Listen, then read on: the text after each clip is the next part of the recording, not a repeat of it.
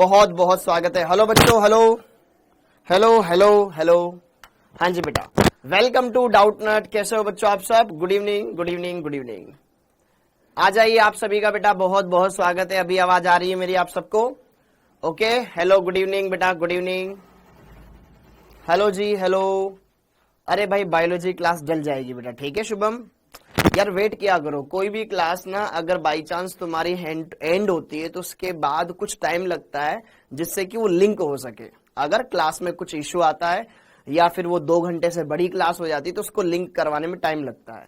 Okay, hello Mahak, hello ji, hello good evening, hello Siddharth, hello Rajan. कैसे हो आप सब? उम्मीद करता हूं सब एकदम बढ़िया, एकदम स्वस्थ है। Hello Salim, hello Alina, hello Vipin, hello Resham, Simanshu, Rahul, sincere boy, Rohit, Nitesh. Good evening good evening good evening. कैसे आप सब? एकदम बढ़िया। ओके, तो आज हम बात करेंगे यार इस चैप्टर के एंडिंग के बारे में। आज इस चैप्टर को हम खत्म कर देंगे और खत्म करने से पहले पहले इसके कुछ बढ़िया बढ़िया क्वेश्चंस लगाएंगे, कुछ प्रीवियस ईयर क्वेश्चंस लगाएंगे और यहां पर ये बचा हुआ लास्ट टॉपिक है ईथर, उसको कंप्लीट करेंगे। Good evening good evening good evening. Hello Ranjit, आ जाओ आप सभी का बेटा, बहुत बहुत स्वागत है। बढ़िया से अच्छे से आपको देखना है, अच्छे से आज के लेक्चर को भी बहुत अच्छे सिंसियर तरीके से कंप्लीट करना है। बहुत ही बढ़िया है, बहुत ही खास है। गुड इवनिंग बेटा, गुड इवनिंग। अच्छे से आपको देखना है, हर एक बात को अच्छे से क्लियर होना है, सारी बातों को क्लियर करना है। Okay, hello ji, hello Naira ji, hello Nitika, Nitika. Okay, hello Fiza, hello Rahul, Shubham. Good evening बेटा, गुड इवनिंग। तो तैयार है आप? ओके, तो आज के लेक्चर में हम क्या करेंगे उन बातों को जान लेते हैं। लेक्चर नंबर 7 आज हमारा रहने वाला है और आज के लेक्चर में हम करेंगे ईथर के बारे में discussion, then PYQs, previous year question लगेंगे बढ़िया से अच्छे से। आज क्लास नहीं रुकेगी, हाँ जी आज क्लास नहीं रुकेगी, बढ़िया से चलेगी, एकदम नॉन स्टॉप चलेगी। ओके, तो आज का लेक्चर स्टार्ट करें उससे पहले हम ईथर वाला टॉपिक पढ़ रहे थे, ईथर वाला टॉपिक पढ़ रहे थे। लेकिन मैंने आपको बोला था कि यार कल हमने कुछ अभिक्रियाएं पढ़ी थी, एक बार उनको बढ़िया से अपन रिवाइज कर लेते हैं। कल वाले लेक्चर में मैंने आपको पढ़ाया था फिनोल की बेंजीन वलय वाली अभिक्रिया, जिसमें बेंजीन वलय पे कौन कौन सी अभिक्रिया हो सकती है, जैसे कि हेलोजनीकरण, जैसे कि नाइट्रीकरण, जैसे कि सल्फोनीकरण, जैसे कि फ्रीडेल क्राफ्ट एल्किलीकरण, फ्रीडेल क्राफ्ट एसिलीकरण। हर एक अभिक्रिया में बहुत कुछ अच्छी बातें थी, कुछ अलग हटके बातें थी। कि जो ब्रोमीनीकरण होता था वो अगर हम करवाएं सिर्फ डायरेक्ट हम chloroform CCl4 carbon tetra carbon disulphide की उपस्थिति में, तो वहां पर ऑर्थो और पैरा ब्रोमो उत्पाद बनता था। लेकिन वही ब्रोमीन जल के साथ अभिक्रिया करवा दें तो आपको श्वेत अवक्षेप मिलता है 2,4,6 ट्राइब्रोमोफिनोल का। वहीं पर अगर आप नाइट्रीकरण करवा देते हैं तनु नाइट्रिक अम्ल के साथ तो ऑर्थो एवं पैरा उत्पाद बनते हैं, जिसके बारे में आपको कुछ बताया मैंने।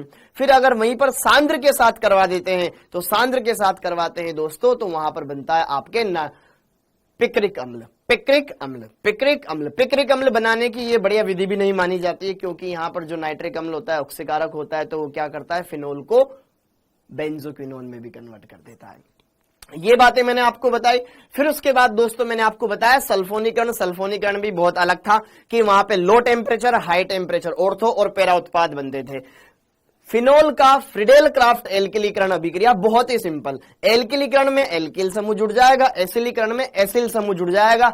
एसिलीकरण क्या होता है? जब फिनोल की अभिक्रिया करवाई जाती है एसिटिल क्लोराइड के साथ अथवा एसिटिक एनहाइड्राइड के साथ निर्जल AlCl3 में, तो वहां पर ऑर्थो और पैरा स्थिति पर COCH3 समूह जुड़ जाता है जो कि एसिटोफिनोन बनता है। ओके, ये मैंने आपको पढ़ाया। हेल हाइड्रोजनीकरण पढ़ाया, ओके। फिर ऑक्सीकरण पढ़ाया, ओके, ठीक है। और फिर वहां पर फ्रीस पुनर्विन्यास या फ्राइस पुनर्विन्यास मैंने आपको पढ़ाया, जो कि क्या था कि जब हमने फिनोल का नॉर्मल केस में एसिलीकरण करवाया था तो हमारे पास फेनिल एसीटेट एस्टर बना था। अगर उसी एस्टर के निर्जल AlCl3 के साथ अभिक्रिया करवा देंगे तो पुनर्विन्यास हो जाएगा, ऑर्थो वाला हाइड्रोजन ऑक्सीजन पे जाएगा, COCH3 वहां जुड़ जाएगा। सेम इस तरीके से पैरा वाला हाइड्रोजन ऑक्सीजन के पास जाएगा, वहां पर वो जाकर के जुड़ जाएगा। ठीक है, ओके, थैंक यू बेटा प्रिया जी। ओके, तो ये सारी बातें हमने देखी, अच्छे से उनको क्लियर किया। फिर दोस्तों उसके बाद हमने क्या देखा? फिर फिनोल के अंदर हमने फिनोल के अंदर क्या देखा? लीबरमान नाइट्रोसो परीक्षण देखा। लीबरमान नाइट्रोसो परीक्षण में फिनोल की NaNO2 के साथ अभिक्रिया कराई, पेरा नाइट्रोसो फिनोल बनाया जिसमें रीअरेंजमेंट होता है, एसिडिक हाइड्रोजन ऑक्सीजन से निकल करके नीचे वाले ऑक्सीजन पे चला जाता है, फिर उसकी एसिडिक मीडियम में वापस से फिनोल के साथ अभिक्रिया कराते हैं, इंडोफिनोल बनता है जो कि रेड कलर का होता है, और जैसे उसको क्षारीय माध्यम में डालते हैं नीला रंग देता है, ये फिनोल का परीक्षण होता है। ये हमने देखा, क्लियर है। युग्मन अभिक्रिया देखी कि फिनोल से पेरा हाइड्रोक्सी एजोबेंजीन कैसे बनाते हैं और फिनोफ्थलीन कैसे बनाते हैं और बेकेलाइट कैसे बनाते हैं, ये चीज भी मैंने आपको बताया, ये चीजें मैंने आपको बताई। क्लियर है? ओके, डन है दोस्तों। तो ये हमने इतना क्लियर कर लिया। उसके बाद फिर मैंने आपका स्टार्ट किया था क्या, उसके बाद दोस्तों मैंने आपका स्टार्ट किया था ईथर। ईथर एकदम सिंपल सा था। ईथर का नाम कैसे करते हैं, ईथर का निर्माण कैसे किया जाता है, सब कुछ तो हमने पढ़ रखा है। ईथर की रासायनिक अभिक्रियाएं भी हमने देख रखी है। यहां पर कुछ अभिक्रिया है जो कि मेरे को बतानी है, वो मैं आपको यहां पर बताने वाला हूं। Good evening. हाँ जी, और टेस्ट सिलेबस, हाँ जी भाई, ये इंपॉर्टेंट चीज है, टेस्ट सिलेबस। अच्छा, ये पार्ट टेस्ट है या फुल टेस्ट है दोस्तों? ये पार्ट टेस्ट है या फुल टेस्ट है, एक बार मुझे बता दो। हाँ जी, ओके, वेरी गुड बेटा सूर्यदेव। हाँ जी, ये पार्ट टेस्ट है आने वाला या फुल टेस्ट है? फुल टेस्ट है। ओके, कंप्लीट टेस्ट है, वेरी गुड, फुल टेस्ट है। ओके, तो फुल टेस्ट है, तो यहां पर इसमें मैं, अरे फुल टेस्ट है बेटा, फुल टेस्ट है, बच्चे फुल ही बता रहे हैं, ठीक है, फुल बता रहे हैं, बहुमत फुल का आ रहा है, तो बहुमत फुल का आ रहा है, तो इसमें आपके IUPAC, आपकी आइसोमेरिज्म, आपकी GOC, आपके एल्किल हैलाइड, एरिल हैलाइड, सब आपका एकदम रिवाइज है, कुछ ज्यादा दिक्कत नहीं आएगी। और यहां पर एल्कोहल फिनोल ईथर,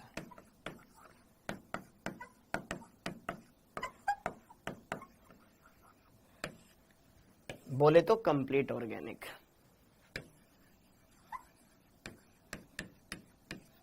सब एकदम ऐसा सिंपल लगेगा आपको, कोई टेंशन ही नहीं है। ओके, कंप्लीट ऑर्गेनिक मैं तो ये दूंगा। हाँ जी, क्लियर है। यहां पर आपके इसमें कंप्लीट ऑर्गेनिक आएगी, IUPAC, isomerism, GOC, alkyl halide, aryl halide, और यहां पर एल्कोहल फिनोल ईथर। एकदम सिंपल है, तो लप्पू सा तो टॉपिक है। ओके, हाँ जी, एकदम सिंपल टॉपिक है बेटा, बहुत ही बढ़िया से अच्छे से सारी बातें क्लियर है, अच्छे से सारी बातें यहां पर क्लियर होना, ठीक है बेटा। ये इतना ही आएगा। बायोलॉजी में पूरा है तो क्या करे कुणाल से नहीं, वहां नीट के पेपर में जाएगा कि सर बायोलॉजी में तो पूरा सिलेबस दे रहे हो, केमिस्ट्री में कम दो ना, फिजिक्स में कम दो, ऐसा थोड़ी चलता है। ओके, एकदम सिंपल सा यार। IUPAC तुम्हें पढ़ने की जरूरत नहीं है, ठीक है। आइसोमेरिज्म में तुम्हें बेसिक लगाने की जरूरत है, GOC में तुम्हें अच्छे से पढ़ाई है, alkyl halide, aryl halide revise कर लेना, अभी तो टेस्ट दिया है, और एल्कोहल फिनोल ईथर एकदम सिंपल सा है, टेंशन लेने की जरूरत ही नहीं है, एकदम बढ़िया से अच्छे से क्लियर कर लेना। अब आगे बढ़ते हैं, अब आगे बढ़ते हैं दोस्तों, फटाफट से बिना किसी देरी के गाड़ी को रफ्तार देते हैं और आगे बढ़ते हैं। तो अब इस बारे में कोई चर्चा नहीं होनी चाहिए, जो आपका संडे टेस्ट है वो इन टॉपिक्स का है, ठीक है। और एक बार ये हमारा खत्म हो गया तो बढ़िया से मजा आएगा, हमको अच्छा लगेगा, आपको भी अच्छा लगेगा, हमको भी अच्छा लगेगा, ठीक है। ओके, बहुत ही अच्छी बात है, ठीक। ओके, ये डन है दोस्तों, बढ़िया से अच्छे से इसको कंप्लीट कर लेना, सारे बातें एकदम बढ़िया से समझ लेना, अच्छे से डन है। ओके, अब आगे बढ़ते हैं, चलिए पढ़ने पर आते हैं। हाँ, हेडिंग डाल देंगे, ईथर की रासायनिक अभिक्रिया। ईथर की रासायनिक अभिक्रिया फटाफट से 45 मिनट में, आधे घंटे में इस टॉपिक को खत्म करेंगे, फिर क्वेश्चंस लगाएंगे, ठीक है। आपके लिए बहुत सारे क्वेश्चन लेकर आया हूं मैं। ओके, हाँ जी, तो अब यहां पर हेडिंग डाल लेंगे, ईथर की रासायनिक अभिक्रियाएं।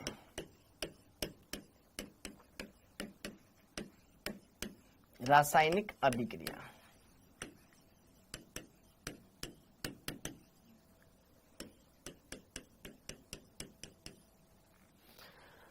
ओके। अब जैसे कि अगर हम बात करें दोस्तों ईथर के बारे में, तो ईथर वैसे तो अक्रिय होता है, किसी के साथ क्रिया नहीं करता। ईथर वैसे तो अक्रिय होता है, इनर्ट होता है, ये आसानी से क्रिया नहीं करता है, जल वगैरह किसी इनके साथ क्रिया नहीं करता है, परंतु एसिडिक मीडियम हो वहां पे क्रिया कर लेता है। क्यों? क्योंकि ईथर में जो ऑक्सीजन होता है इसके पास होता है लोन पेयर। और लोन पेयर अगर इसके पास है तो कहीं पर भी अगर इसको H प्लस आयन मिल जाएगा तो उसके साथ ये जुड़ करके उत्पाद बना सकता है। तो ईथर क्षारीय गुण दर्शाता है क्योंकि इसके पास लोन पेयर है, तो ये आराम से कहीं पर भी एसिडिक हाइड्रोजन मिल जाए तो उसके साथ रिएक्ट कर सकता है। ये इसकी यहां पर हम अभिक्रिया देखने वाले हैं, बहुत ही अच्छी अभिक्रिया है दोस्तों, मजा आएगा आपको इस अभिक्रिया को देख करके, ठीक है। और यहां पर आप एकदम बढ़िया से अच्छे से लेवल पे जा करके आप इन चीजों को समझेंगे। ओके, तो इसके अंदर हम देखेंगे बेटा ईथर की HX के साथ क्रिया, HX के साथ क्रिया।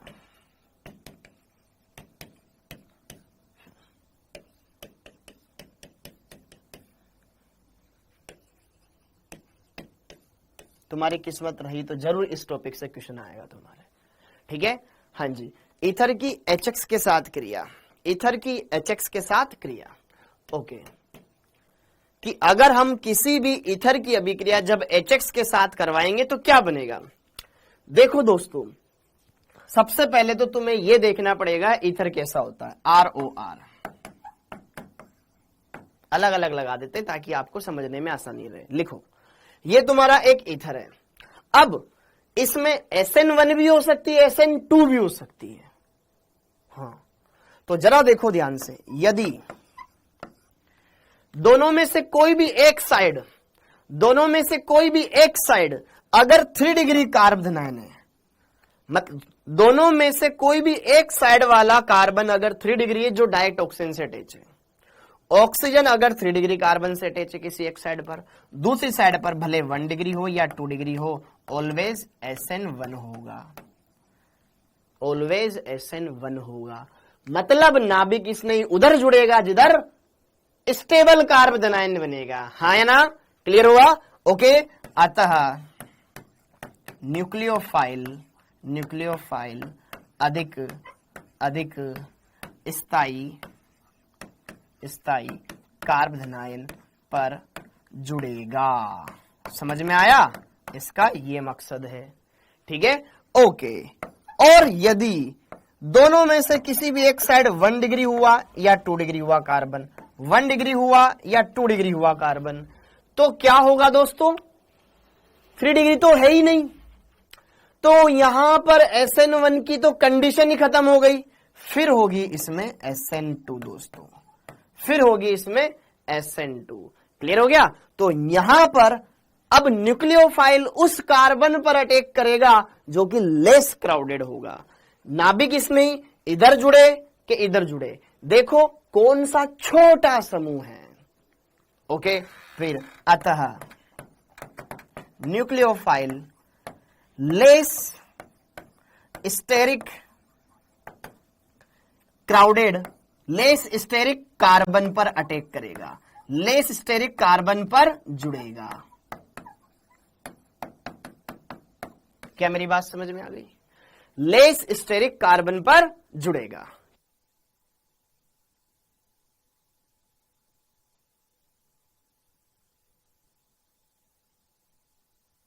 ओके बच्चों, कल ए स्टार बैच की क्लास है फिजिक्स,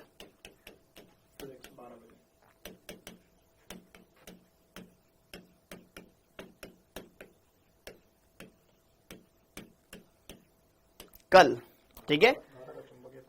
हाँ जी, हाँ जी, तो सर आई जवाब।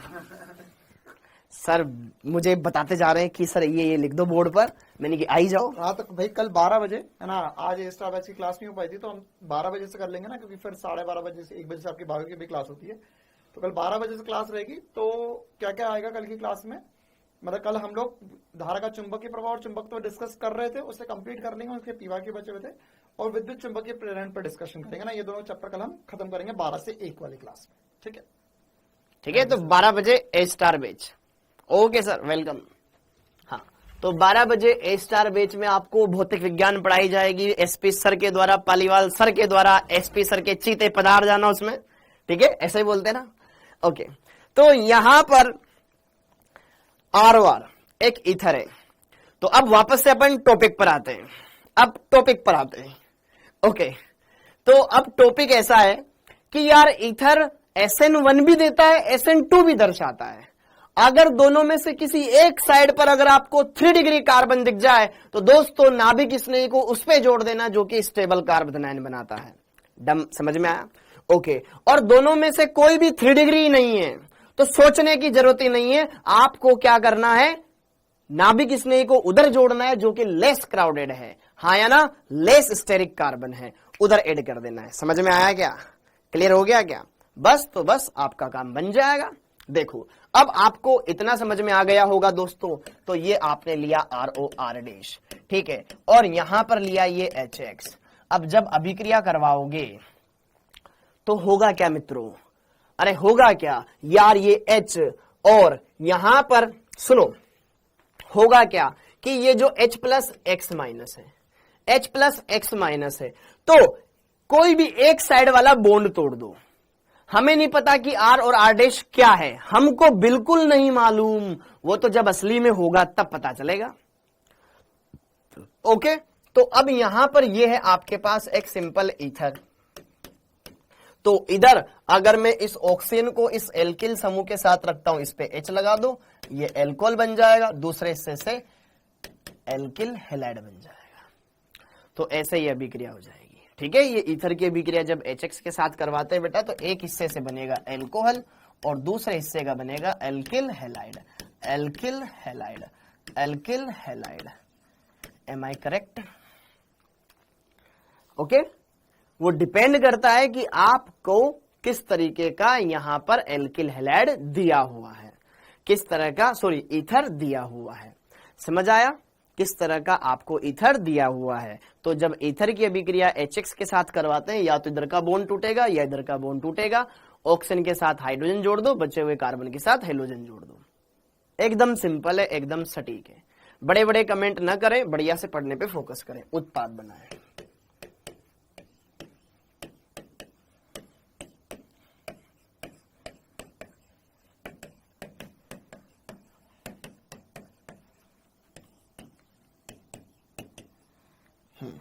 अब इस वाले क्वेश्चन में देखें दोस्तों, ये मेरे पास एक ईथर है ईथर। अब ईथर की अभिक्रिया HI के साथ करवाई जा रही है, तो हमको मालूम है कि H प्लस और I माइनस है, तो I माइनस नाभिक स्नेही हो गया। तो नाभिक स्नेही किधर के कार्बन पे जुड़ेगा? अब देखो ध्यान से, ऑक्सीजन से इधर 1 डिग्री कार्बन जुड़ा हुआ है, इधर जुड़ा हुआ है मेथिल। क्या होगा? कोई भी साइड पे 3 डिग्री कार्बन है क्या? किसी भी साइड पर 3 डिग्री कार्बन है क्या? नहीं है सर, ये तो 1 डिग्री कार्बन है और ये तो मेथिल समूह है, सबसे छोटा। 3 डिग्री तो है ही नहीं, मतलब SN2 होगा, मतलब I माइनस उधर जुड़ेगा जो लेस स्टेरिक हिंड्रेंस वाला होगा। इस ऑक्सीजन से एक कार्बन ये वाला घिरा हुआ है, तो ये I माइनस इस पे जुड़ेगा, मतलब बॉन्ड ये वाला टूटेगा, इस पे जुड़ जाएगा I माइनस, इस पे हो जाएगा OH। तो यहां पे बन जाएगा CH3I और ये दूसरे वाले हिस्से का बन जाएगा एथिल एल्कोहल। क्या मेरी बात समझ में आई क्या दोस्तों? क्लियर है मामला? एकदम सिंपल से। ओके, अगला क्वेश्चन। हाँ जी, यहां पे दे रखा है CH3CH2, फिर O, फिर यहां दे रखा है CH3CH, फिर यहां दे रखा है CH3। ओके, वापस से HI के साथ अभिक्रिया करवाई। अब देखिए यहां पर इस कंपाउंड को देखो, HI की अभिक्रिया कराओ, क्या फील तुम्हें आती है कि यार ऑक्सीजन के इधर भी कार्बन है, इधर भी कार्बन है। इधर वाले कार्बन की डिग्री देखोगे तो 1 डिग्री है, क्योंकि ये तो एक ही कार्बन जुड़ा हुआ है डायरेक्ट। ये वाला कार्बन देखो, डायरेक्ट 2 कार्बन से अटैच है, 2 डिग्री है। 3 डिग्री तो है ही नहीं, क्या अगेन SN2 होगा? मतलब I minus less steric carbon पर अटैक करेगा, I माइनस इधर जुड़ेगा, ये वाला बॉन्ड टूटेगा, इधर H चला जाएगा। ठीक है, ओके। तो यहां पर बनेगा एथिल आयोडाइड और बन जाएगा आइसोप्रोपिल एल्कोहल। क्या मेरी बात समझ में आई दोस्तों? क्लियर है क्या माजरा? अब यही क्वेश्चन कुछ ऐसे आ जाए, अगर यही क्वेश्चन कुछ ऐसे आ जाए, यहां पर सेम यही कंपाउंड है दोस्तों। ओके, बस HI यहां पर आधिक्य में है।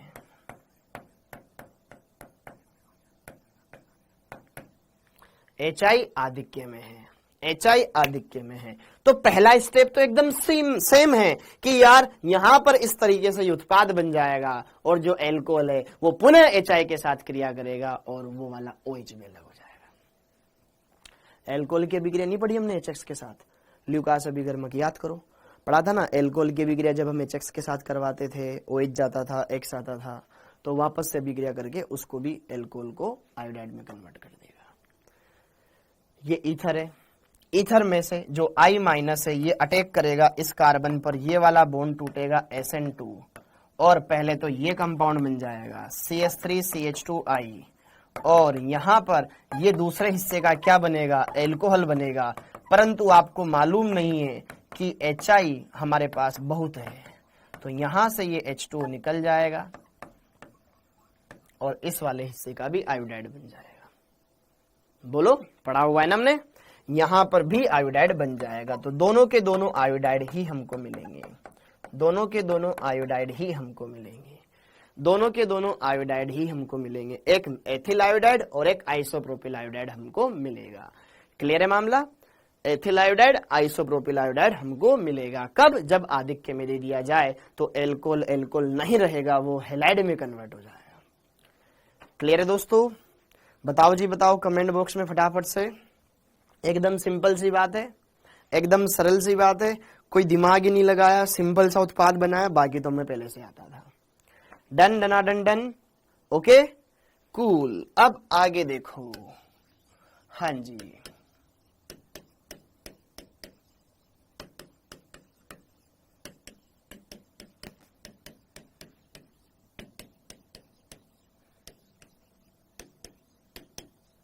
अब देखो इस कंपाउंड के साथ हमको क्या करना होगा।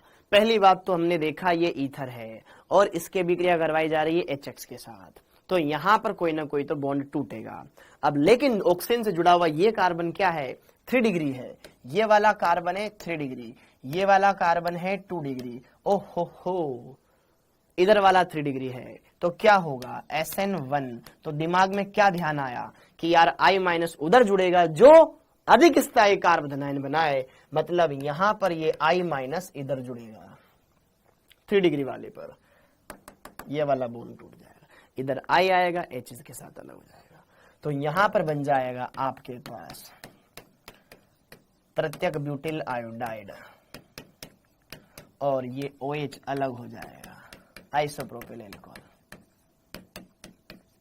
और अगर इसमें भी एक्सेस में दे दिया जाए तो ये एल्कोहल भी नहीं रहेगा, आयोडाइड में कन्वर्ट हो जाएगा। समझ में आया क्या? समझ में आया क्या?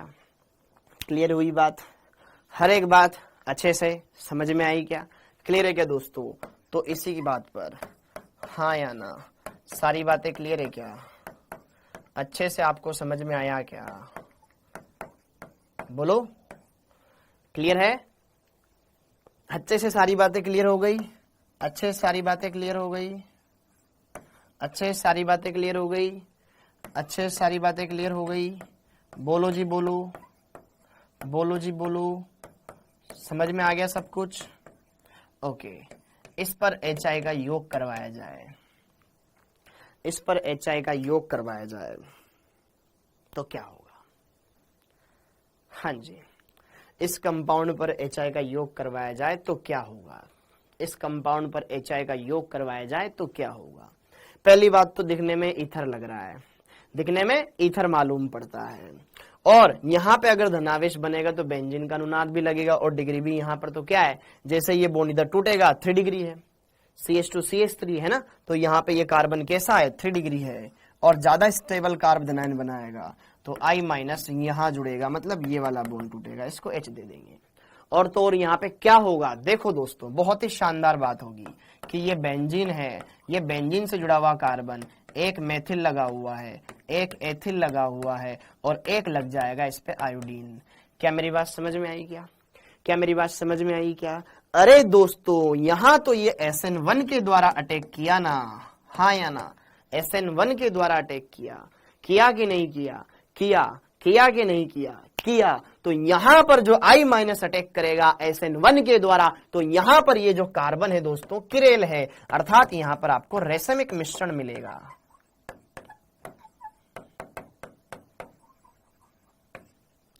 समझ में आया क्या? इसका डी भी बनेगा और एल भी बनेगा, डी प्लस एल भी बनेगा। क्या मेरी बात समझ में आई दोस्त? अब ये वाला कंपाउंड ऐसा का ऐसा ही अलग हो गया, ये वाला कंपाउंड ऐसा का ऐसा ही अलग हो गया। इस कार्बन के साथ हमने बिल्कुल भी छेड़खानी नहीं करी, जो विन्यास था वैसा का वैसा ही रहेगा। इसका विन्यास जब ये बॉन्ड इधर टूटेगा, कार्ब धनायन बनेगा, sp2 हो जाएगा। sp2 हो जाएगा तो समतलीय संरचना हो जाएगी, तो आने वाला nucleophile above the plane below the plane दोनों केस हो सकता है SN1 के हिसाब से। तो इसका डी विन्यास एल विन्यास दोनों हो सकता है, मतलब RS विन्यास दोनों हो सकता है। लेकिन ये वाला कंपाउंड एज इट इज अलग हो गया। इस कार्बन के विन्यास में हमने कोई छेड़खानी नहीं करी, इसका विन्यास वैसा का वैसा ही रहेगा।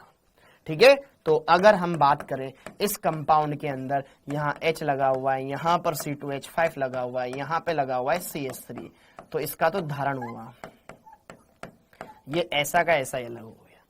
ये तो एज इट इज अलग हो गया, कोई नहीं करा। जो भी हमला हुआ वो इस पर हुआ। कार्ब धनायन बना तो ये बना, इन्वर्जन SN1 होगा तो यहां पर होगा, रेशमिक मिश्रण बनेगा तो यहां बनेगा, उसका तो कुछ भी नहीं होगा। जो विन्यास उसका पहले था बाद में भी वैसा ही रहेगा।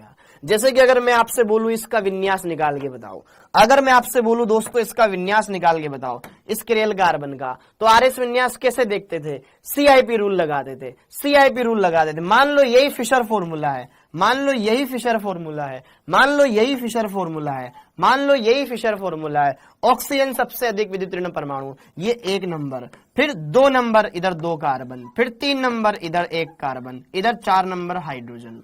तो यहां पर घड़ी की दिशा 1 2 3 1 2 3 क्लॉकवाइज, चौथा वाला ऊर्ध्वाधर रेखा पर, चौथा वाला ऊर्ध्वाधर रेखा पर। आर विन्यास की एस आर, ये एज इट इज आर का आर ही रहेगा।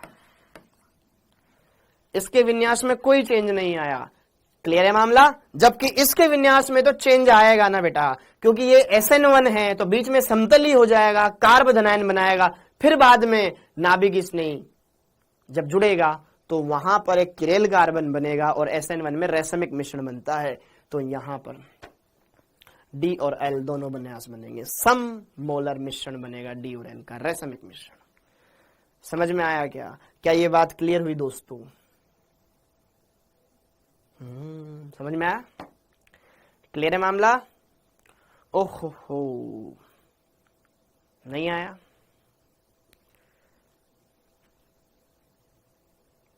चमका के नहीं चमका के बुझ गया? अब आगे देखो, अब आगे देखो।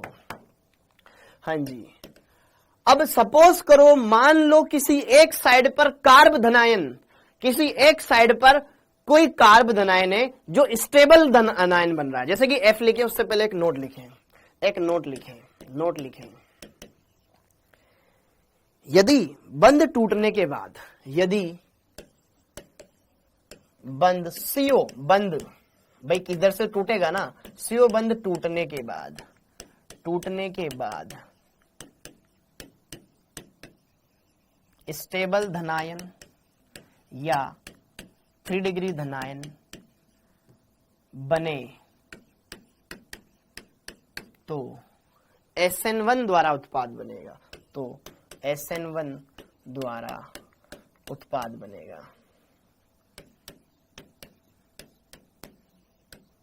फिर आपको SN2 देखने की जरूरत नहीं है। ओके, यदि CO बंध टूटने के बाद, यदि CO बंध टूटने के बाद स्टेबल कार्ब धनायन बने किसी भी लहजे में GOC, तो आप SN1 द्वारा उत्पाद बनाएंगे। क्लियर है मामला? ओके, तो अब देखिए आप F।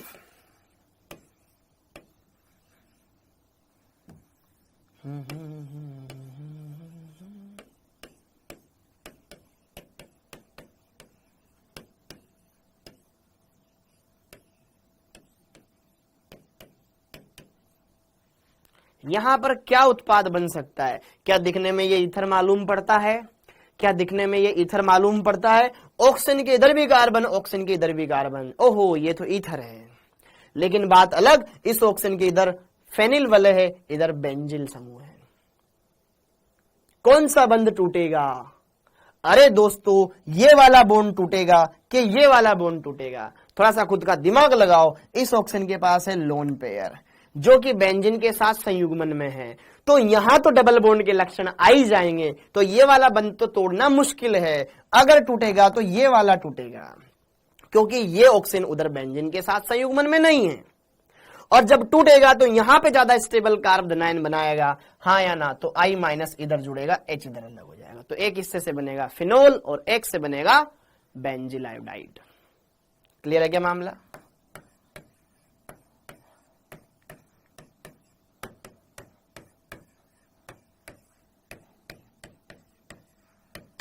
और अभिक्रिया होगी SN1 के द्वारा।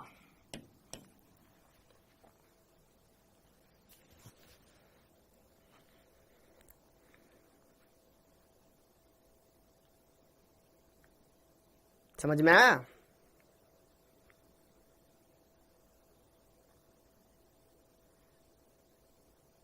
बोलो।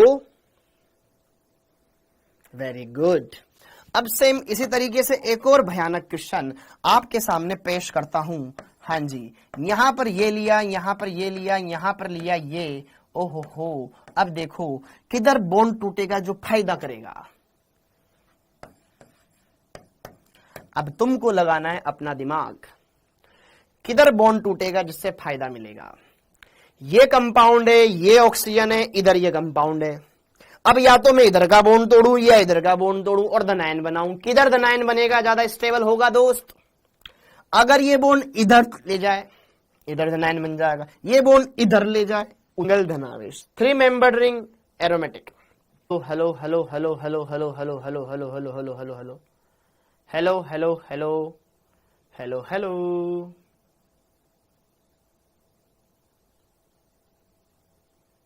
हेलो हेलो बेटा, हेलो हेलो हेलो। देखो मैंने क्या बोला कि हमारे पास ये कंपाउंड है, या तो इधर का बॉन्ड तोड़ो या इधर का बॉन्ड तोड़ो। देखो किधर से बॉन्ड टूटने पर एक स्टेबल कार्ब धनायन बन रहा है, स्टेबल कार्ब धनायन बन रहा है, स्टेबल कार्ब धनायन बन रहा है। इधर मैंने धनावेश लगाकर देखा तो हमने पाया ये 2 पाई इलेक्ट्रॉन, यह एरोमेटिक हो रही है, यह एरोमेटिक हो रही है, यह एरोमेटिक कार्बले बन रही है। और जब धनावेश आ रहा है तो ये एंटी एरोमेटिक हो रही है, ये एंटी एरोमेटिक हो रही है। क्या समझ पाए दोस्त मेरी बात? तो यार किधर का बॉन्ड टूटने पर फायदा हो रहा है? सर ये वाला बॉन्ड तोड़िए ना आप, इधर लगाइए आप, I को उधर दे दीजिए H को। समझ में आया कि नहीं आया? I माइनस भाई साहब यहां जुड़ेगा, इधर H लग जाएगा। तो दोस्तों यहां पर बन जाएगा आपके पास ये कंपाउंड और ये अलग हो जाएगा कुछ इस रूप में। समझ में आया? एकदम सिंपल है। देखो किधर फायदा हो रहा है, जिधर फायदा हो रहा है वो वाला बॉन्ड तोड़ दो, जिधर नहीं हो रहा है मत तोड़ो। समझ में आया क्या? समझ में आया क्या? यहां पर इस वाले पर लग जाएगा आयोडीन, उधर वाले पे लग जाएगा OH। ईथर तो ये भी है। समझ में आया? क्लियर है? ओके। अब फिर से पुनः हम आपके साथ एक और क्वेश्चन लेकर आते हैं। अब फिर अपना दिमाग लगाइएगा और बताइएगा। ओहो,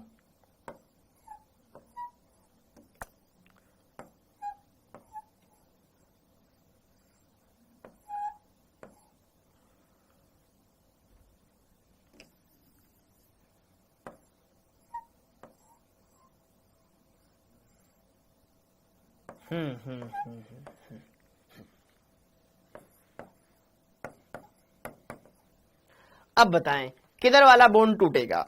ऑक्सीजन के इधर भी कार्बन है, ऑक्सीजन के उधर भी कार्बन है। देखें किधर ज्यादा स्टेबल कार्ब धनायन बन रहा है, उधर वाला बॉन्ड आप तोड़ दीजिए, कोई बुरा नहीं मानेगा। अगर मैं इधर धनावेश लगा के देखूं और अगर मैं इधर धनावेश लगा के देखूं तो दोस्तों आपको मालूम पड़ता है कि ये 7 मेंबर्ड एरोमेटिक वाले है ट्रोपेलियम आयन, और ये 5 मेंबर्ड एंटी एरोमेटिक वाले है साइक्लोपेंटा डाई इनाइल आयन। तो यहां पर ये जो पॉजिटिव चार्ज की बदौलत ये हो जाएगी एरोमेटिक, और ये रह जाएगी आपके एंटी एरोमेटिक। तो फायदा तो ये वाला बॉन्ड तोड़ने में हो रहा है। तो इसका बनेगा एल्कोहल, इस वाले पार्ट का बनेगा आयोडाइड। ठीक है, I माइनस यहां पे जाके जुड़ेगा।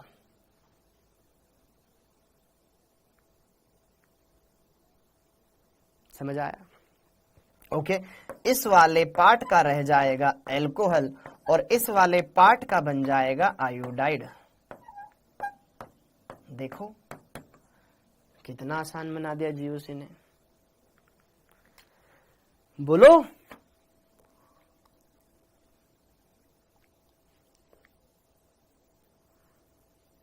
नहीं बोल पाओगे?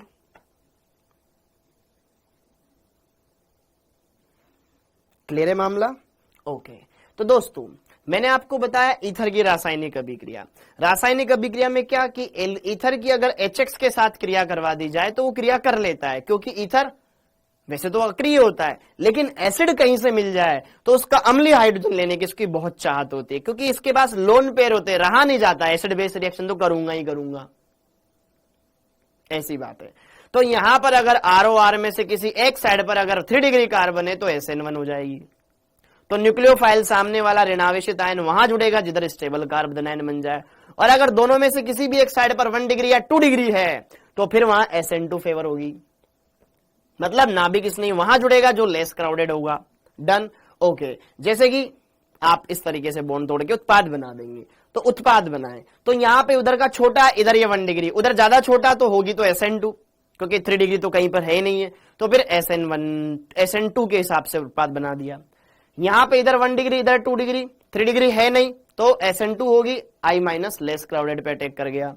यहां पे जरा देखो HI आधिक्य में दे रखा है, तो बॉन्ड तोड़ देंगे, दोनों हिस्सों पे आयोडाइड लग जाएगा, एकदम सिंपल है, SN2 से हो जाएगा एक बॉन्ड। ओके, लेकिन अगर हमने देखा कि इधर एक साइड पर अगर मैंने 3 डिग्री कार्बन लगा दिया ऑक्सीजन से डायरेक्ट अटैच, इधर 2 डिग्री है, तो जिधर 3 डिग्री है उधर I माइनस अटैक करेगा, क्योंकि इस केस में ये SN1 देता है, SN1 देता है और इस तरीके से उत्पाद बना देता है। अब ये जो कंपाउंड मैंने बनाया, बहुत सारे इसको समझ नहीं पाए होंगे। ओके, अच्छा क्वेश्चन था। हाँ जी, पहली बात तो ये ईथर है, ईथर के ऊपर जब HI का अटैक करवाया तो यहां पे जरा देखो उधर एक ज्यादा स्टेबल कार्बन आयन बनेगा due to benzene ring, due to tertiary carbon, इधर एकदम सिंपल कार्बन। तो बॉन्ड टूटेगा तो ये वाला बॉन्ड टूटेगा, यहां जुड़ेगा I, यहां जुड़ेगा OH, ये वाला एज इट इज अलग हो गया, इस कार्बन के तो ऊपर कोई छेड़खानी भी नहीं हुई। ठीक है, ओके, जो भी हुआ इस कार्बन पर हुआ, I माइनस ने उस पर अटैक किया और अटैक करने के बाद देखा रहे तो किरेल हो गया। SN1 में अगर किरेल कार्बन बनता है तो वहां तो रेसिमिक मिश्रण बनता है। ओके, क्लियर है मामला? और यहां पर ये एज इट इज अलग हो गया, इसका विन्यास पहले भी आर था, बाद में भी आर रहा, धारण रूप कहलाया। ठीक, ओके। और अगर मैंने आपको फिर बताया कि यार अगर CO बॉन्ड टूटने के बाद स्टेबल कार्बन आयन बने या 3 डिग्री कार्बन आयन बने तो SN1 करवा दो। अब इस क्वेश्चन में देखो, ये एक ईथर है, इधर बेंजीन से जुड़ा हुआ है, इधर ये बेंजीन पे नहीं है, तो इसका इस वलय के साथ अनुनाद है, इस वलय के साथ नहीं है, तो बॉन्ड तो यही टूटेगा, बॉन्ड तो यही टूटेगा, यही टूटेगा। इधर OH लगा दो, इधर आप I लगा के अलग हो जाओ। ठीक, अब यहां पर देखो ये जो कंपाउंड है दोनों के अंदर डबल बॉन्ड है, अलग नहीं पता नहीं क्या है, तो आप क्या करेंगे, इनको तोड़ दो, धनावेश बना दो, जिधर स्टेबल होगा उधर बॉन्ड तोड़ दो। इधर जब धनावेश लगाया तो एरोमेटिक वलय बन रही है, इधर धनावेश लगाया तो एंटी एरोमेटिक वलय बन रही है, उधर फायदा है, ये वाला बॉन्ड तोड़ दो। ठीक है, okay, same as it is यहां पर ये 5 मेंबर्ड रिंग है, एंटी एरोमेटिक कंपाउंड है, ये एरोमेटिक कंपाउंड है, ट्रोपाइलियम कार्बन आयन बनाएगा जो कि रेजोनेटिंग स्ट्रक्चर स्टेबल है, एंटी एरोमेटिक कंपाउंड है, तो ये वाला बॉन्ड टूट जाएगा, I इधर जुड़ जाएगा, उधर OH हो जाएगा। क्या ये बात समझ में आ गई दोस्तों? क्या आपको ये सारी बातें क्लियर हो गई? क्या कोई हार्ड लगा? ये था HX के साथ क्रिया। इनमें से ही बहुत सी बार क्वेश्चन पूछे गए और बहुत सी बार इनको सही तरीके से बताया भी जा चुका है बच्चों के जरिए। अब यहां पर 1-2 क्वेश्चन और कर लेते हैं। हाँ जी, 1-2 क्वेश्चन और कर लेते हैं। आई। ओहो, अब यहां पे क्या होगा? अब बताओ दोस्तों,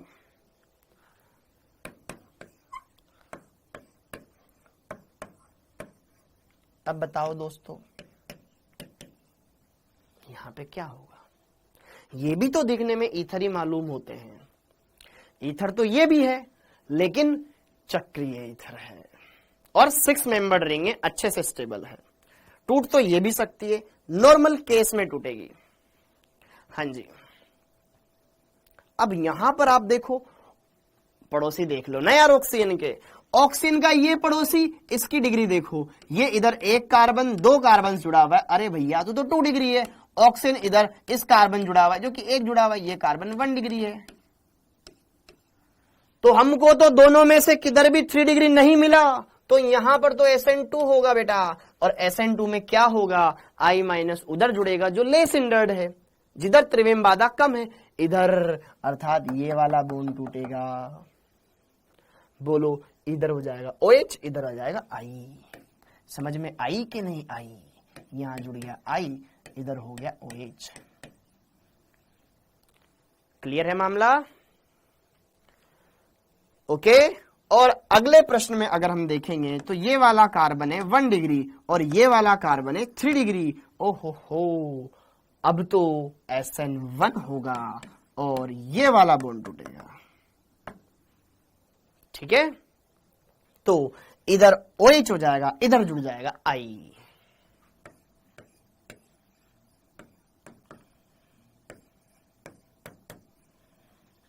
क्या ये कंपाउंड समझ में आया? बोलो बोलो बोलो। एकदम सिंपल है बेटा, बहुत ही सरल था, एकदम सिंपल, सहज, सुशील कंपाउंड थे ये जो आपने देखे।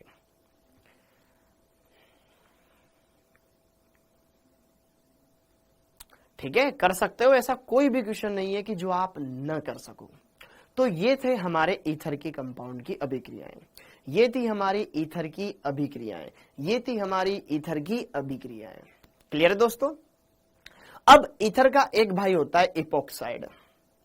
ईथर का एक भाई है इपोक्साइड, उसकी भी देख लो। ठीक है, ओके। अब हम देखेंगे इपोक्साइड,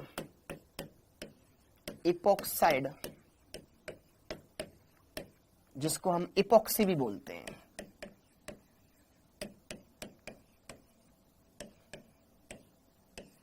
की रासायनिक अभिक्रिया।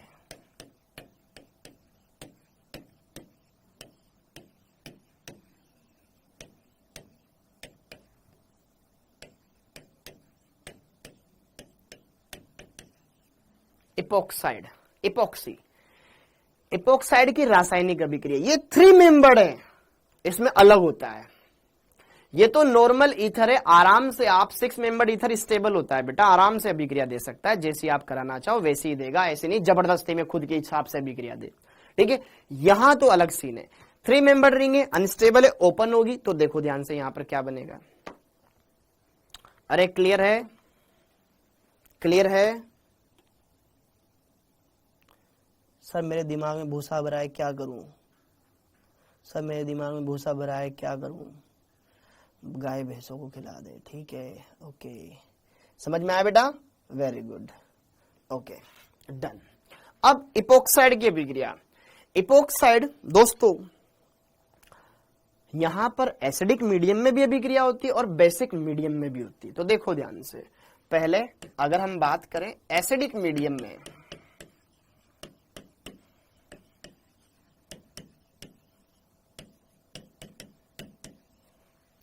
एसिडिक मीडियम में इसकी अभिक्रिया होती है SN1 टाइप, होती SN1 जैसी, लेकिन एग्जैक्ट SN1 नहीं होती, क्योंकि इसमें प्योर कार्बोनाइन बनता नहीं है। ठीक है, और दूसरा होता है इन बेसिक मीडियम,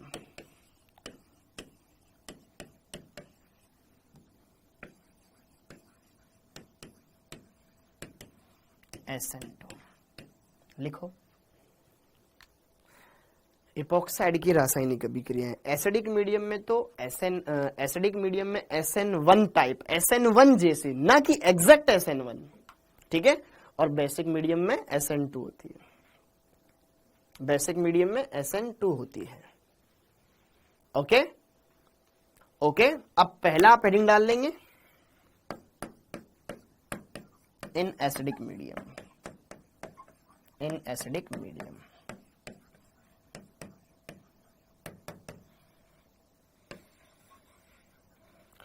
ओके, कोई भी आप HX वगैरह ले लेंगे तो देखो दोस्तों यहां पर क्या होगा, मेरे पास है इपोक्साइड कंपाउंड, कैसी भी शक्ल का ले लूं मैं, कैसी भी शक्ल का ले लूं, यहां पे ये एक एपोक्साइड लिया मैंने, मुझे नहीं पता यहां पे क्या जुड़ा हुआ है, यहां पे क्या जुड़ा हुआ है, बस ये एक एपोक्साइड है, ये एक एपोक्साइड है। तो एपोक्साइड की अगर मैं यहां पर एसिडिक मीडियम जैसे कि HI, अम्लीय तो है ना, तो अम्ल की उपस्थिति में अभिक्रिया करा दूं, जैसे मैं इसको ऐसे लिख देता हूं,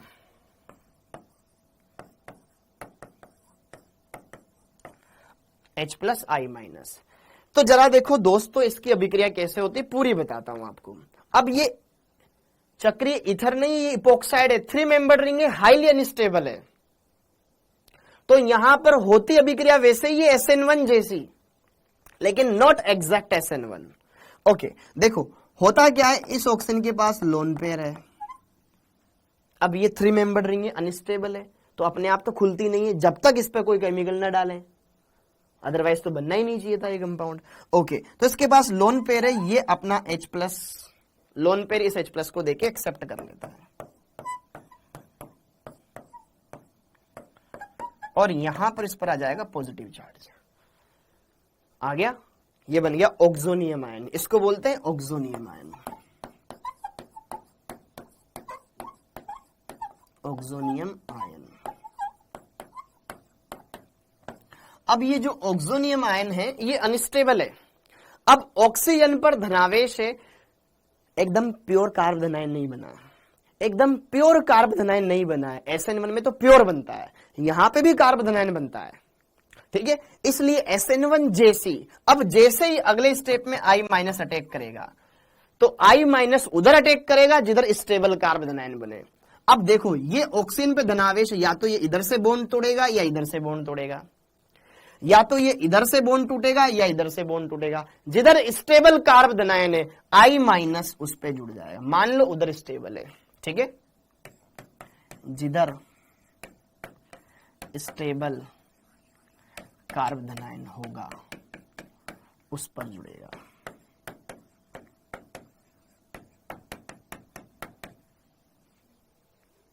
प्योर SN1 नहीं है, क्यों, SN1 में तो प्योर कार्बन आयन बनता था, यहां पे बनने ही नहीं दिया, यहां पे ये बॉन्ड जैसे इधर शिफ्ट हुआ फटाफट से वो अटैक करेगा, हुआ सब SN1, जिधर स्टेबल है उधर जुड़ा, तो यहां पर आपका इधर जुड़ गया I और इधर से अलग हो गया आपका OH।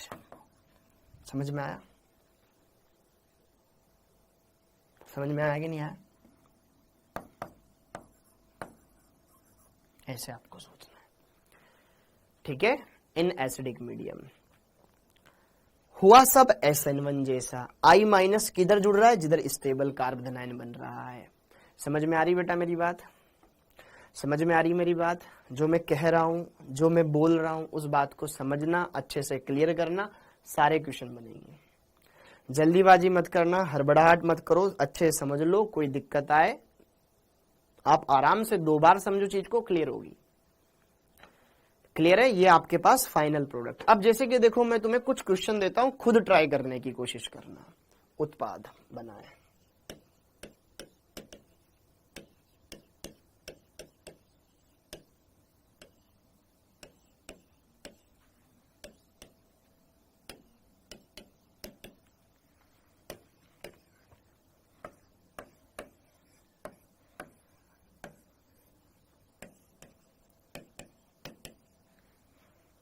पहले ये 2 क्वेश्चन करो।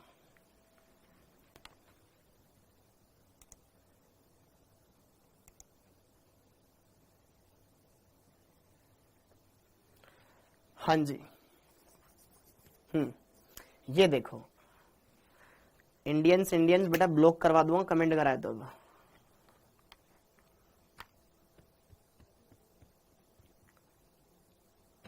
सना बेटा ब्लॉक करवा दी जाओगी, एक्स्ट्रा कमेंट किए तो सना ब्लॉक करवा दी जाओगी। 258 774 627 आपकी स्टूडेंट आईडी है, नाम बदल जाएगा लेकिन आईडी यही रहेगी, ब्लॉक करवा दी जाओगी।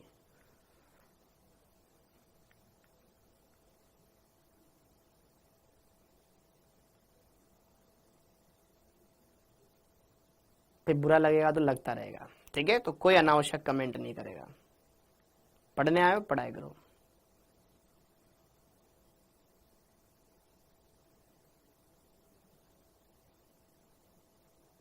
पायल घुमाओ तभी समझाऊंगा, ठीक है। इधर देखो, इस क्वेश्चन के अंदर देखो, एसिडिक मीडियम में, एसिडिक मतलब अम्लीय माध्यम में, एसिडिक मतलब अम्लीय माध्यम में, तो अम्लीय माध्यम में क्या है हमें नहीं पता अभी यहां पर कौन समूह जुड़ा हुआ है।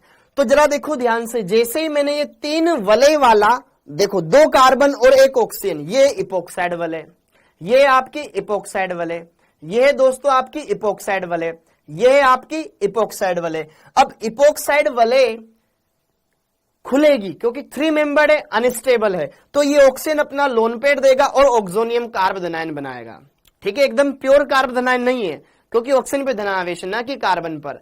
अब होगा क्या कि जो I- है वो I- उधर जोड़ना है आपको जिधर स्टेबल कार्बोनाइन बन रहा हो। स्टेबल का मतलब आपको पता होना चाहिए, स्टेबल में आमतौर पर 3 डिग्री 2 डिग्री 1 डिग्री होता है, तो उस हिसाब से आपको अटैक करवाना है, ठीक है। ओके, तो यहां पर क्या होगा, I- जिधर जोड़ना है जिधर स्टेबल बने।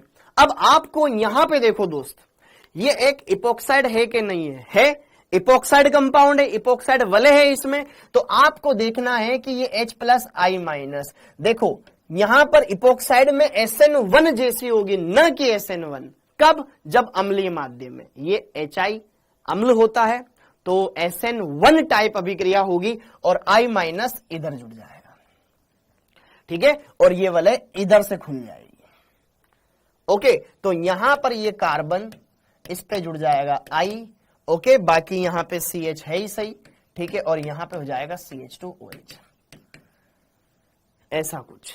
अब यहां पे जरा देखो दोस्तों, यहां पर अब ये चक्रीय ईथर है, ठीक है।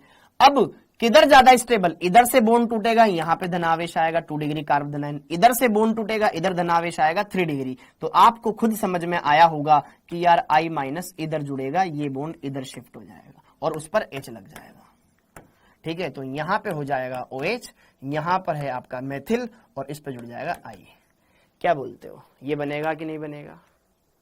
सिद्धि सिंह बेटा बार बार कमेंट मत कर, खत्म हो जाएगा, ठीक है। ओके, हाँ जी, क्लियर है। यहां पर ये कंपाउंड बन जाएगा, सबने यही बनाया, सबने यही कंपाउंड बनाया, इसी तरीके से बनाया दोस्तों, कर सकते हैं। ओके, अब जरा देखो ध्यान से अगला क्वेश्चन।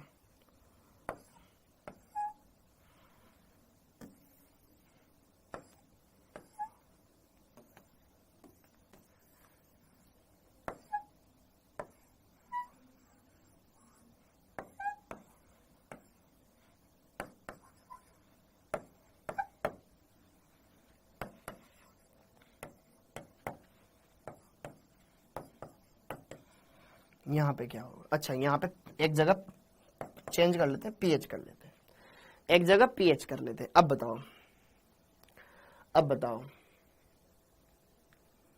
अब बताओ इसमें क्या होगा।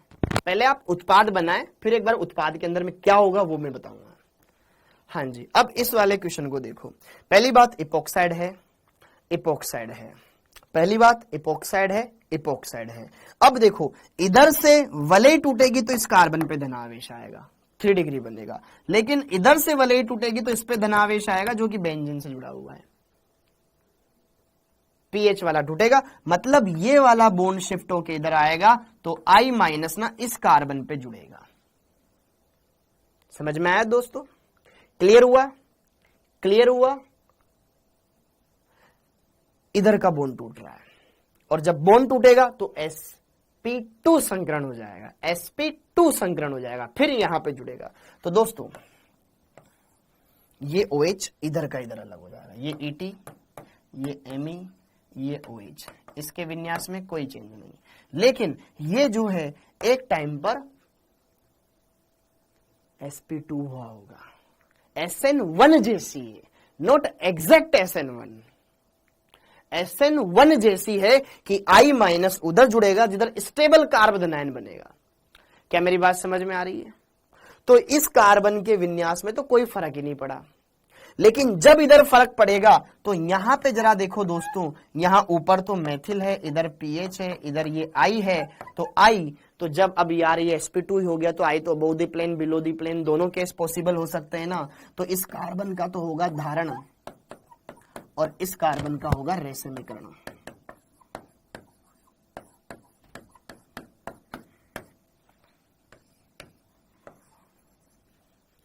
ये समझना बात,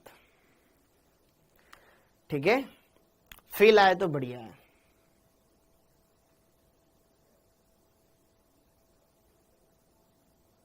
फेल आई जो मैंने बोला, फेल आई। देखो दोबारा से देखो, ये हमारे पास इपोक्साइड है, इपोक्साइड की जैसे ही HI के साथ क्रिया होगी तो ये अम्लीय, अम्लीय में क्या होगा, SN1 जैसी भी क्रिया, SN1 type reaction, SN1 type reaction जिसमें एग्जैक्ट कार्बोकेटाइन नहीं बनता क्योंकि ऑक्सीजन पे धनावेश आता है। फिर यहां पे जैसे ही बॉन्ड टूटेगा इस वाले स्टेप पर क्या होगा, ये रूप दिखेगा ना, ठीक है?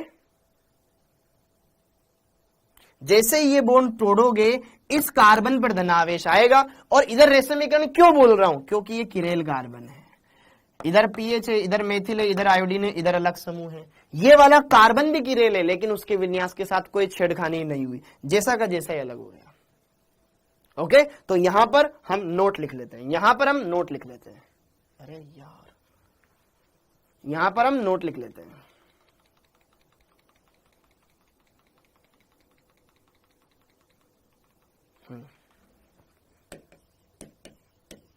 नोट लिख लो, ठीक है?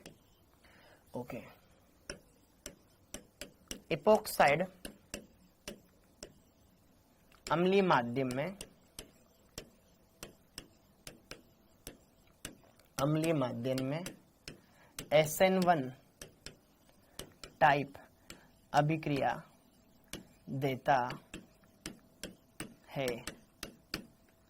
देता है जिसमें न्यूक्लियोफाइल अधिक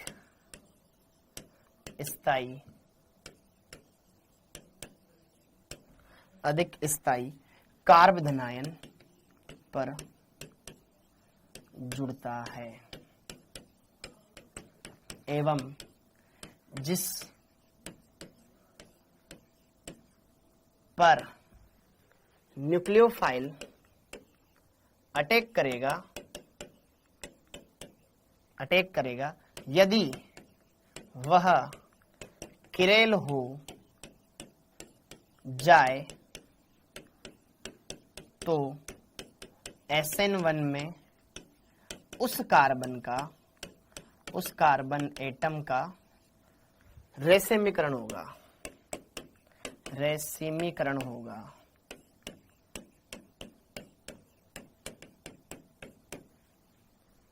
लिख लो।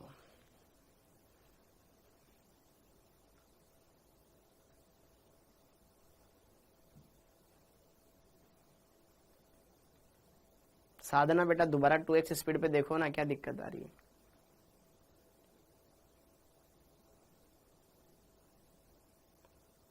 बेटा श्रेया पिछली क्लास देखी थी मेरी, ओके एकदम क्लियर है।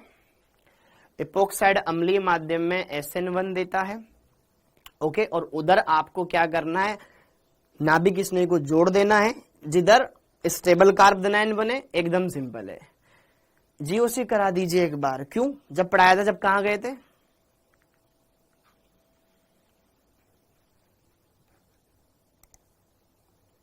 दो दिन की छुट्टियां थी, उन 2 दिन की छुट्टियों में क्या किया? कराएंगे रिवीजन, बाद में कराएंगे। ओके, 2x स्पीड पे खुद ही देख ले यार, वीडियो ऑन कर, 2x स्पीड पे देख, रिवीजन होगा एकदम शानदार तरीके का। ओके डन, ये क्लियर हो गया। तो आपको क्षारीय अम्लीय माध्यम में क्या करवाना है, SN1 टाइप अभिक्रिया करानी, बहुत ही सिंपल है, ठीक है, बहुत बहुत सिंपल है यार, आराम से देखते ही बन जाता है क्वेश्चन। अब देखो यहां पर बी क्षारीय माध्यम में,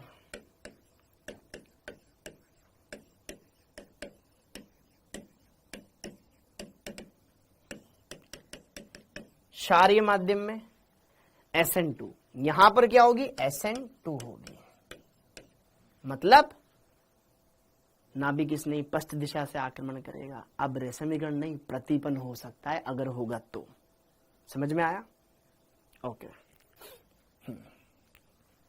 मतलब हम प्रबल नाभिक स्नेही लेंगे। देखो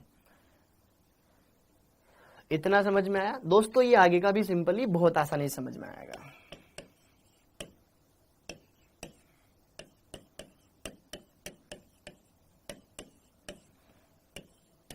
अब उसी अभिक्रिया में मैंने कंपाउंड थोड़ा तब्दील कर दिया, बदल दिया, यहां पर ले लिया CH3O Na+। अब देखो ध्यान से, यह ऋणायन है, ऋणायन नाभिक स्नेही भी हो सकता है, क्षार भी हो सकता है, आयनिक यौगिक है, आयनिक यौगिक है, प्रबल है, आयनिक यौगिक है, प्रबल है, आयनिक यौगिक है, प्रबल है, आयनिक यौगिक है, प्रबल है, क्षारीय माध्यम में H+ नहीं है। अब देखो ध्यान से, तो उधर आपका I जुड़ेगा, उधर आपका नाभिक स्नेही जुड़ेगा जो कि लेस क्राउडेड हो। अब देखो इस CH3O- की इस कार्बन पे भी जुड़ने की टेंडेंसी है और इस पे भी जुड़ने की टेंडेंसी है। किधर ज्यादा टेंडेंसी है कि यार ये ऑक्सीजन इधर से बॉन्ड लेकर के O- बना ले या इधर से बॉन्ड लेके O- बना ले, क्योंकि अब यहां पर नेगेटिव चार्ज है तो यहां पर होगी SN2 और I- उधर जुड़ेगा जो कि लेस क्राउडेड है। ये वाला कार्बन, ये बॉन्ड इधर टूट के अलग हो जाएगा, ये इधर जुड़ जाएगा। क्या मेरी बात समझ में आई? एकदम क्लियर है? ओके। यहां पर लग जाएगा CH3, ये CH, यहां हो गया O-, सोडियम धनायन है ही सही, यहां पर लवण बन के रह जाएगा और ये CH2 इस पे जुड़ जाएगा OCH3। क्या मेरी बात समझ में आ रही है? क्या ऐसा उत्पाद आपके बन सकता है इसमें? बोलो, किसी भी तरह का आयनिक कंपाउंड आ सकता है यहां पर। समझ आया? ओके। सेम इस तरीके से, सेम इस तरीके से, सेम इस तरीके से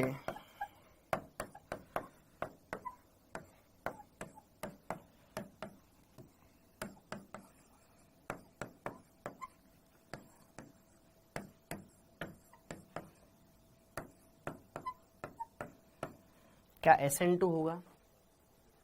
जैसे KOH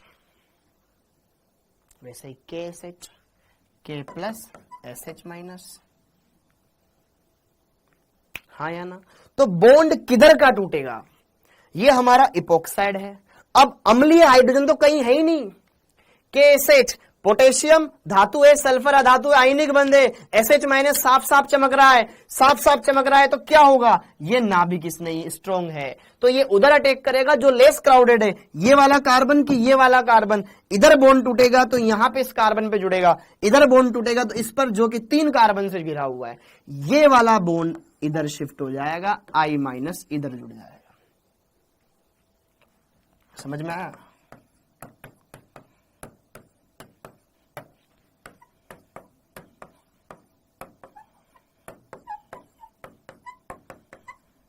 K+, ये बन के रह जाएगा।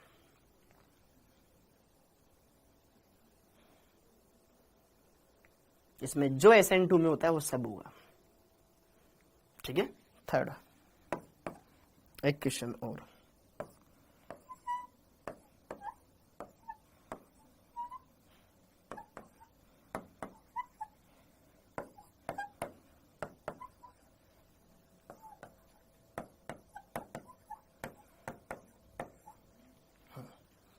यही वो। अब अगेन क्या यहां पे SN2 होगा बेटा? खत्म है ये, यहां पे भी SN2 ही होगा। अब SN2 में तो कोई कार्बन आयन नहीं बनता, संक्रमण अवस्था बनती है। अब यहां पे जरा देखो दोस्तों, SH- जिधर लेस क्राउडेड है, जो कि लेस क्राउडेड है, ये वाला कार्बन लेस क्राउडेड है, ये बॉन्ड इधर शिफ्ट हो गया, तो इस कार्बन का विन्यास वैसा का वैसा ही रह जाएगा। ये जो कार्बन है ऊपर जुड़ा हुआ है मेथिल, इधर जुड़ा हुआ है एथिल, इधर जुड़ा हुआ है OH, सॉरी यहां पे O माइनस K प्लस आ जाएगा, कोई दिक्कत नहीं, उससे लवण बनेगा। तो इस कार्बन के विन्यास में कोई भी छेड़खानी नहीं हुई है, तो इस कार्बन का क्या होगा, रेसेमिक, जैसे कि आपसे बोल दे, इसको बोल दे C1 कार्बन, इसको बोल दे C2 कार्बन, C1 कार्बन पर विन्यास का प्रतिपन्न होगा, रेसेमीकरण होगा, धारण होगा, क्या होगा अभिक्रिया के दौरान, तो हम बोल देंगे कि यार यहां पर ये SH माइनस स्ट्रॉन्ग है, तो ये क्या करेगा, लेस क्राउडेड पे अटैक करेगा, इपोक्साइड है, इपोक्साइड वाली अभिक्रिया हमने देखी क्षारीय माध्यम में SN2 होती है, तो यहां पर SH माइनस उधर जुड़ेगा जो लेस क्राउडेड है, हाइड्रोजन मेथिल खत्म, इधर पर एथिल मेथिल है। ओके, तो इस वाले कार्बन के विन्यास में कोई चेंज नहीं आया, इधर हुआ धारण, धारण, इधर होगा धारण। अब दोस्तों ये जो कार्बन है इधर यहां पर, ओहो बहुत दूर भेज दिया मैंने, हाँ जी, यहां पर ये मेथिल, ये H, और जब यहां पर SH आएगा तो इस कार्बन पर क्या होगा, SN2 में तो विन्यास का प्रतिपन्न होता था, अगर इसमें इसका विन्यास जो भी है उसका जस्ट उल्टा हो जाएगा, यहां पर होगा, इस कार्बन पर होगा प्रतिपन्न, इस हिस्से का होगा प्रतिपन्न, इस वाले कार्बन का होगा धारण। ये बात समझ में आई कि नहीं आई? यह बात थी जो मेरे को ईथर के अंदर बतानी थी। इसी के साथ ये टॉपिक यहां पर समाप्त होता है। ओके,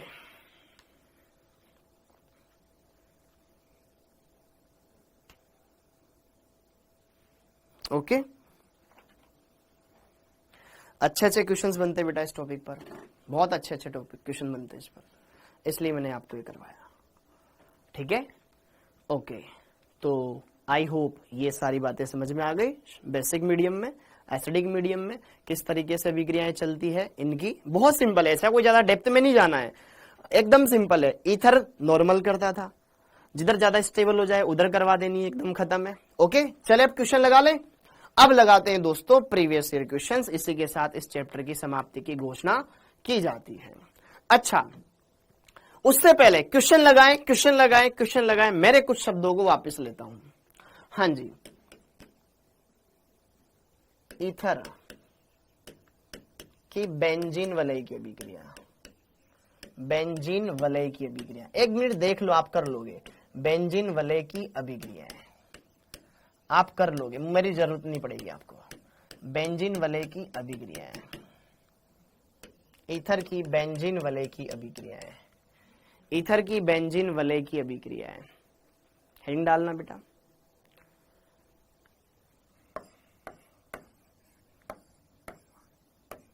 ईथर बना दो OCH3, बेंजीन के ऊपर OCH3, क्या बोलते हैं इसको, एनिसोल।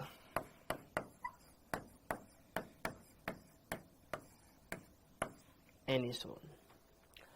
अब देखो, ऑक्सीजन जो बेंजीन पे जुड़ा हुआ है, ऑक्सीजन जो बेंजीन पे जुड़ा हुआ है, ये क्या बेंजीन के साथ डायरेक्ट अटैच है, तो क्या प्लस एम प्रभाव दर्शाएगा। पहली बात, ये प्लस एम प्रभाव दर्शाएगा, मतलब ऑर्थो पैरा निर्देशी होगा। क्लियर है, ऑर्थो पैरा निर्देशी होगा, सक्रिय कार्य समूह है।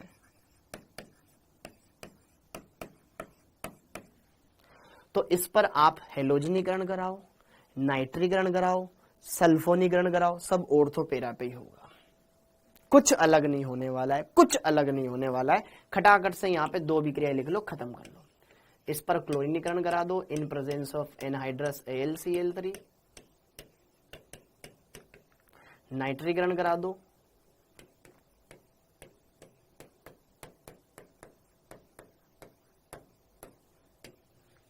ओके, कहां पे जुड़ेगा, ऑर्थो पैरा उत्पाद बनाएगा। Done, done.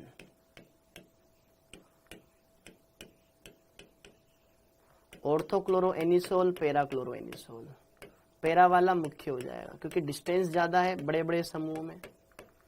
ओके, ये मैं नहीं बताता तो भी कर लेते, लेकिन कुछ है कि जो नहीं कर पाएंगे तो उनके लिए तो चाहिए ना यार कि बताया नहीं सर आपने।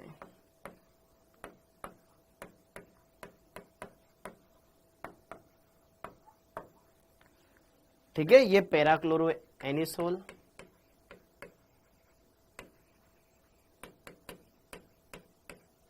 ये पैरानाइट्रो एनिसोल।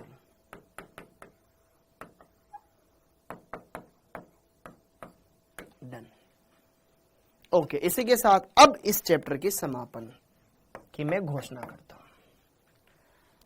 हाँ जी,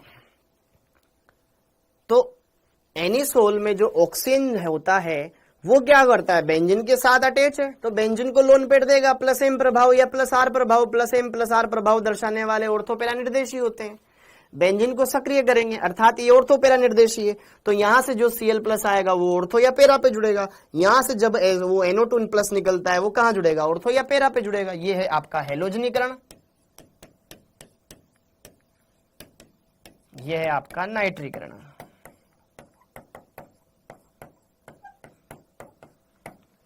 कोनो दिक्कत नहीं होनी चाहिए, कोई दिक्कत नहीं होनी चाहिए।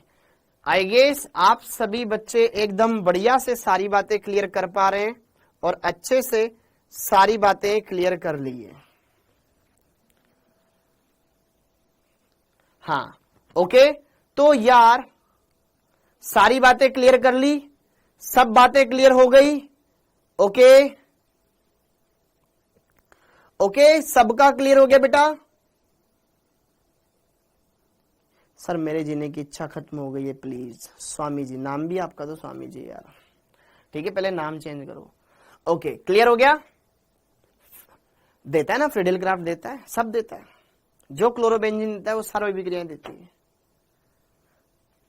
ओके को क्या कहते हैं, अरे ये लवण है, जैसे O माइनस Na+, पोटेशियम लवण है ये पोटेशियम लवण है, ठीक है। ओके ठीक, आयोडोफॉर्म टेस्ट बेटा बाद में पढ़ेंगे, अगले वाले चैप्टर में पढ़ेंगे आयोडोफॉर्म परीक्षण, ठीक है, यहां नहीं पढ़ेंगे। ओके, अब आगे बढ़े। सर आप बहुत बुरे हो, ऐसा लगता था, अब लगता है अच्छे लगने लगे हो, क्या बात कर रहा है, ठीक है। ओके, अब आगे बढ़े बेटा, फटाफट से क्वेश्चन कर लें। ओके, तो दोस्तों देवियों सज्जनों आपके सामने पेश है धुआंधार 2022 वाले प्रश्न। ओके, चलिए अब आगे नीट 2022। अरे क्वेश्चन नंबर 1 कहां है, हाँ ये question number 1 2022। Given below are 2 statements. Statement 1, electron निकालने वाले नाइट्रो समूह के कारण एकल प्रतिस्थापित नाइट्रोफिनोल की अम्लीय शक्ति फिनोल से अधिक होती है, बताओ।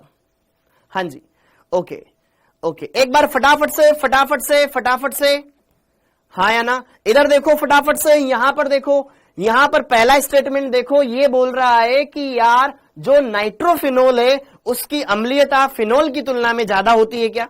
हमको पता है कोई भी नाइट्रोफिनोल है पोम, वो फिनोल से ज्यादा ही होता है, बिल्कुल सत्य वचन, क्योंकि NO2 समूह इलेक्ट्रॉन विड्रॉइंग होता है। 2023 का बेटा मैं अगले लेक्चर में करा दूंगा, शायद वो मेरे को दिखा नहीं, ठीक है। ओके, हाँ जी, ओके, नाइट्रो समूह इलेक्ट्रॉन विड्रॉइंग होता है, खट पहला सही है। Ortho nitrophenol, Meta nitrophenol, para nitrophenol में समान अम्लीय शक्ति होती है क्या, नहीं होती, तीनों की समान नहीं होती, पोम होती है, ठीक है। पैरा, ऑर्थो, मेटा, फिर यहां पर फिनोल, ये होती, तो ये गलत है। तो पहला सत्य है, सेकंड असत्य है, पहला सत्य है, सेकंड असत्य है। क्लियर है। ओके, नहीं लिखना है बेटा, यहां पे आप सोल्व करो इनको।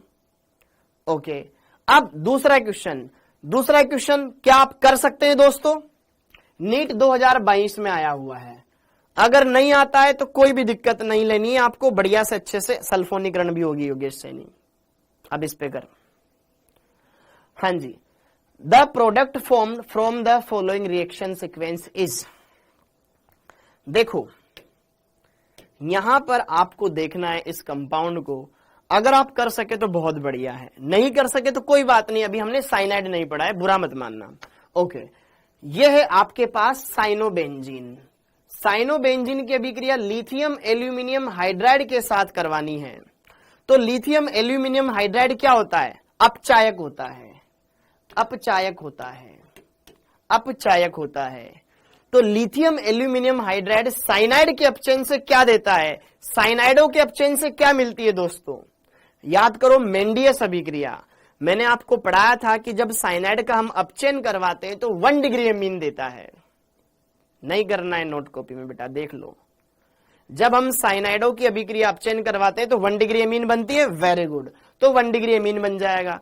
फिर NaNO2 plus HCl, NaNO2 plus HCl कहां पड़ा था सर, NaNO2 प्लस HCl डाई एजोटीकरण अभिक्रिया में पड़ा था।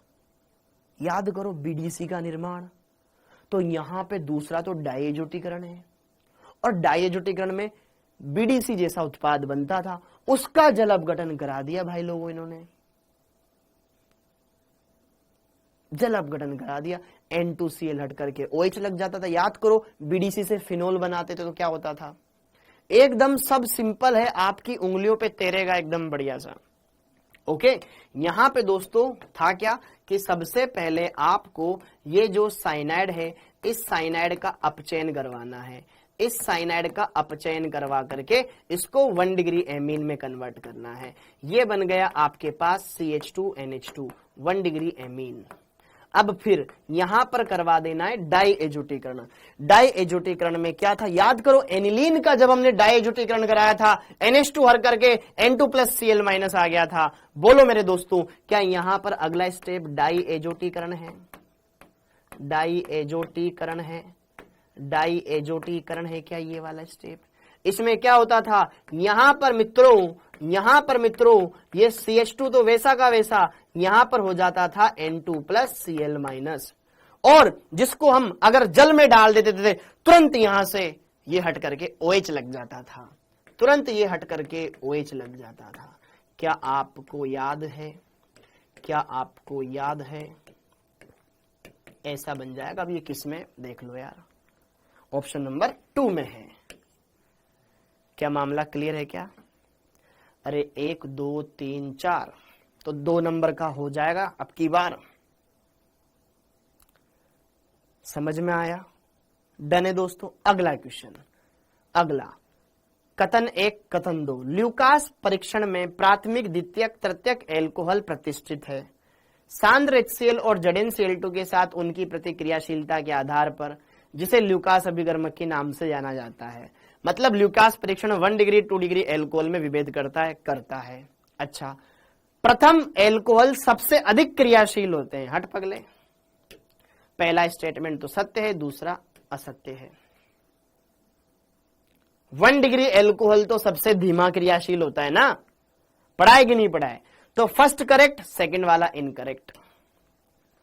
बताओ जी बताओ, फर्स्ट करेक्ट सेकंड वाला इनकरेक्ट हो जाएगा बेटा।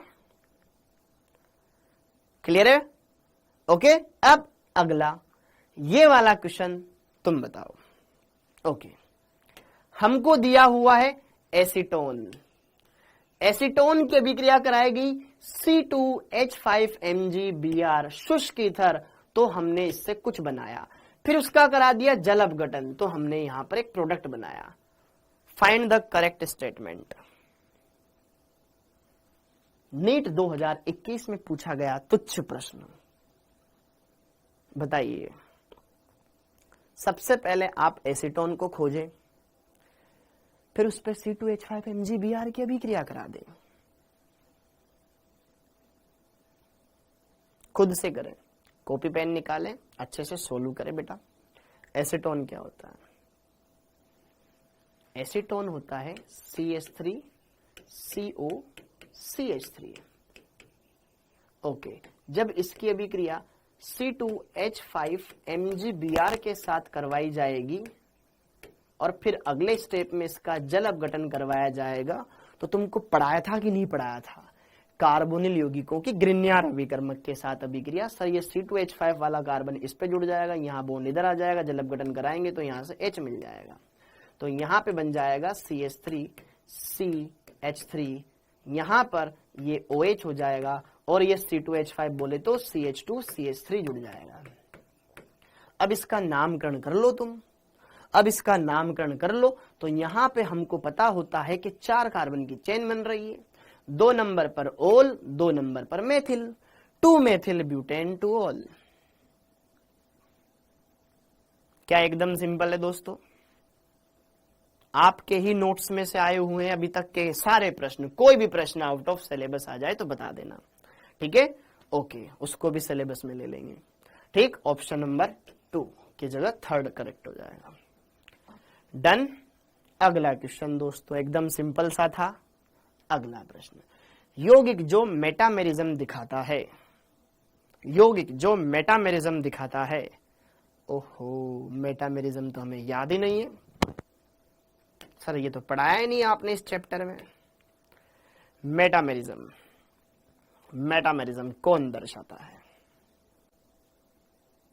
मध्यावयवता कौन दर्शाता है? कौन दर्शाता है? C3H8O, C3H8O ये क्या है? पहले तो आपको ये समझना है। C3H8O ये किसका अणुसूत्र है? C3, सर ऐसा क्वेश्चन ना बहुत दिक्कत देते हैं सर। जितने कार्बन है उसके दुगने से 2 ज्यादा हाइड्रोजन है, 1 ऑक्सीजन है। अरे ये तो कहीं देखा है हमने, ये कहां देखा है बस ये याद नहीं आ रहा। एल्कोहल और ईथर का सूत्र है ये तुम्हारा एल्कोहल एवं ईथर का सूत्र है, याद करो। आइसोमेरिज्म, ये एल्कोहल और ईथर का सूत्र है। और मध्यावयवता क्या होता है? जब आपका द्विसंयोजी क्रियात्मक समूह अलग अलग एल्किल समूह से जुड़ जाए 2 अलग अलग यौगिकों में, तो वहां पर मध्यावयवता आ जाती है। अब 3 कार्बन का ईथर अगर मेरे को बनाना पड़े तो 1 ऑक्सीजन इधर तरफ 2 कार्बन, 1 कार्बन इधर लेके आ जाओ 1 उधर रह जाएगा, तब भी कोई फर्क नहीं पड़ेगा। इसमें मध्यावयवता हो ही नहीं सकती। पहला वाला गलत। ओके, अब अगला वाला देखो, 3rd वाला। 3rd वाला भी एक एल्कोहल या एक ईथर बन सकता है अकॉर्डिंग टू दिस फॉर्मूला। जितने कार्बन उसके दुगने से 2 ज्यादा हाइड्रोजन है और 1 ऑक्सीजन है, ये एल्कोहल होगा या ईथर होगा। परंतु ईथर में ऑक्सीजन द्विसंयोजी होता है, जिसके अगल बगल में क्या जुड़ा होता है? एल्किल समूह। एक ये बना सकते हैं और एक ये बना सकते हैं, दोनों में ऑक्सीजन से अलग अलग एल्किल समूह जुड़े हुए हैं। तो ये रिश्ता क्या कहलाता है? मध्यावयवता। ये एक दूसरे के मध्यावयवी हैं, जिसी को इंग्लिश में मेटामर बोलते हैं। समझ में आया क्या? क्लियर है दोस्तों? ओके, ये वाला कंपाउंड जितने कार्बन है उसके दुगने हाइड्रोजन है, 1 ऑक्सीजन है, ये एल्डिहाइड या कीटोन हो सकता है। ये एल्डिहाइड या आपका कीटोन हो सकता है, पढ़ाया था। और एल्डिहाइड या कीटोन में 3 ही कार्बन है, 3 कार्बन में कौन सा CO बॉन्ड की इधर बिगड़ेगी? ओके, हाँ जी, ठीक है, क्लियर है बेटा? अब आगे देखो। अब ये वाला क्वेश्चन ना, अब इस वाले कंपाउंड के बारे में चर्चा हम एल्डिहाइड व कीटोन वाले चैप्टर में करेंगे, ठीक है? अब इस वाले क्वेश्चन को अपन होल्ड करते हैं, ठीक है? ये आपसे बन सकता है अगर किसने, अभी मैंने ज्यादा पढ़ाया नहीं इसके बारे में, ठीक है? अभी मैं कुछ नहीं बताऊंगा, वरना अगर पढ़ाया होता तो कर लेते। एकदम सिंपल क्वेश्चन है, ठीक है? अभी वो मैंने यहां पे बोला नहीं, अगर मैं बोल देता तो शायद आप कर लेते, ठीक है? तो देखो ध्यान से, यहां पर ये जो कंपाउंड है, the product formed in the reaction is, ये तुम्हारा एक कंपाउंड है दोस्त। इस कंपाउंड की अभिक्रिया करवा रखी NaBH4 के साथ क्षारीय माध्यम में। अब NaBH4 क्या होता है? अपचायक होता है। यस और नो? आप सब जानते हैं यह एक अपचायक होता है, लेकिन अपचायक कैसा? दुर्बल अपचायक होता है, इतना तो हम जानते हैं। अगर लिथियम एल्यूमिनियम हाइड्राइड होता तो बात अलग थी, वो तो प्रबल होता है। ये दुर्बल अपचायक होता है, ये सबको अपचयित नहीं करता है। दुर्बल अपचायक है, यह कीटोन को, यह एल्डिहाइड को, यस इनको अपचयित कर देगा, यह कीटोन को, यस इनको अपचयित कर देगा, यह कार्बोक्सिलिक अम्ल को नहीं करता, एस्टर को नहीं करता, सिर्फ एसिड क्लोराइड को अपचयित करता। आगे आने वाले चैप्टर में हम पढ़ते हैं। एसिड क्लोराइड यस इसको अपचयित कर देता है, एस्टर को नहीं करता है। आगे आने वाले चैप्टर में हम पढ़ेंगे, ठीक है, ओके, क्योंकि कार्बोक्सिलिक अम्ल उसमें पढ़ेंगे अच्छे से। ओके, तो ये है आपके पास एस्टर समूह और ये है आपके पास कीटोन समूह और ये है तुम्हारा अपचयन।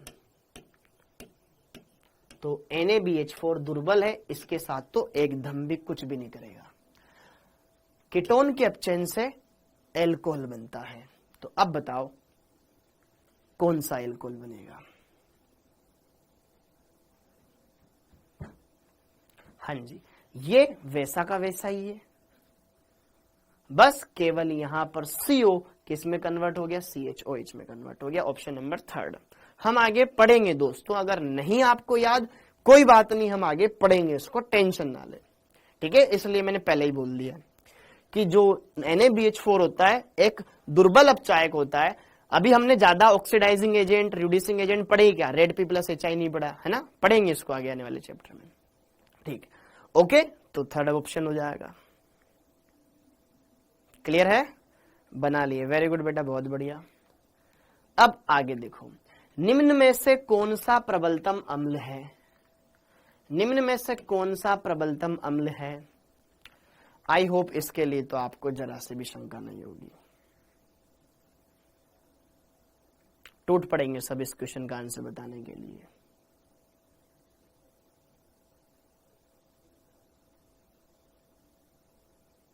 वेरी गुड, इसका आंसर है बहुत बढ़िया, NO2 - M प्रभाव दर्शाता है, इलेक्ट्रॉन आकर्षीय ये है, जबकि एल्किल एल्किल OCH3 + M दर्शाता है, ठीक है। तो NO2 हो जाएगा, बहुत बढ़िया, सबका ही सही है। तो देखो है कॉन्फिडेंस तुम में, वेरी गुड, बहुत बढ़िया।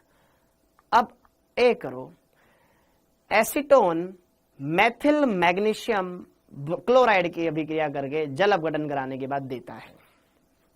एकदम सिंपल सा,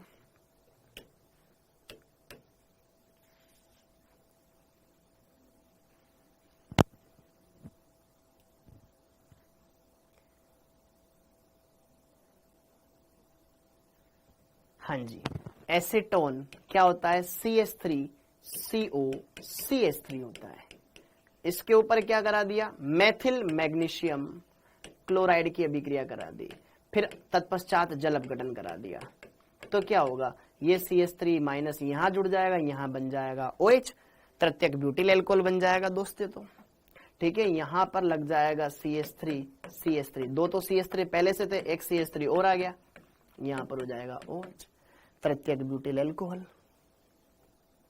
हाँ या ना? एकदम सिंपल सा क्वेश्चन है, तुच्छ कैटेगरी का क्वेश्चन है हमारे लिए तो एकदम क्या है ये क्वेश्चन।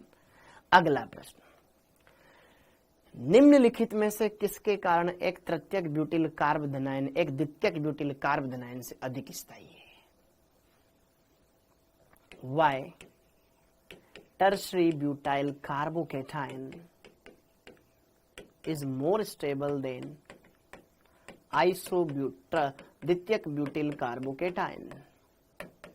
ओहो हो, पूरी जीओसी हमने पढ़ ली और हमको ये भी नहीं आता है, तो हमको थोड़ा सा पानी लेना चाहिए और उसमें नाक डुबो लेनी चाहिए। हाँ जी, हाँ बताओ इसका आंसर क्या होगा? क्यों तृतीयक ब्यूटिल कार्बोधनायन ज्यादा स्टेबल होता है? Okay, clear? एकदम सिंपल है कि यार यहां पर इस धनायन से जुड़ा हुआ ये carbon alpha alpha alpha 9 alpha hydrogen है यहां पर, और यहां पर इधर 3 एल्फा, इधर 2 एल्फा, इस टोटल 5 एल्फा हाइड्रोजन, तो यहां पर 5 एल्फा हाइड्रोजन की वजह से ज्यादा स्टेबल है। ओके, CH3 समूह के -I प्रभाव कौन सा नशा करता है? CH3 का +R प्रभाव अनुनाद दर्शाता है क्या? ये -R अतिसंयुग्मन लिखा हुआ है ना यहाँ पे, तो अतिसंयुग्मन ऑप्शन नंबर 1। क्लियर है? वेरी गुड, बहुत बढ़िया। अरे अजहर अमीन वो भी कर लेंगे, ठीक है, अगली क्लास में, टेंशन ना ले। ये लो जी, तो आ गया तुम्हारा क्वेश्चन, आ गया तुम्हारा क्वेश्चन। एनिसोल HI के साथ क्रिया करने पर देता है, एनिसोल HI के साथ क्रिया करने पर देता है एनिसोल HI के साथ क्रिया करने पर देता है। क्या ये ईथर है और क्या ये HI है? देखो जवाब दो दोस्तों, किधर का तुम बॉन्ड तोड़ सकते हो? अरे एहसान खान देख के कर भाई,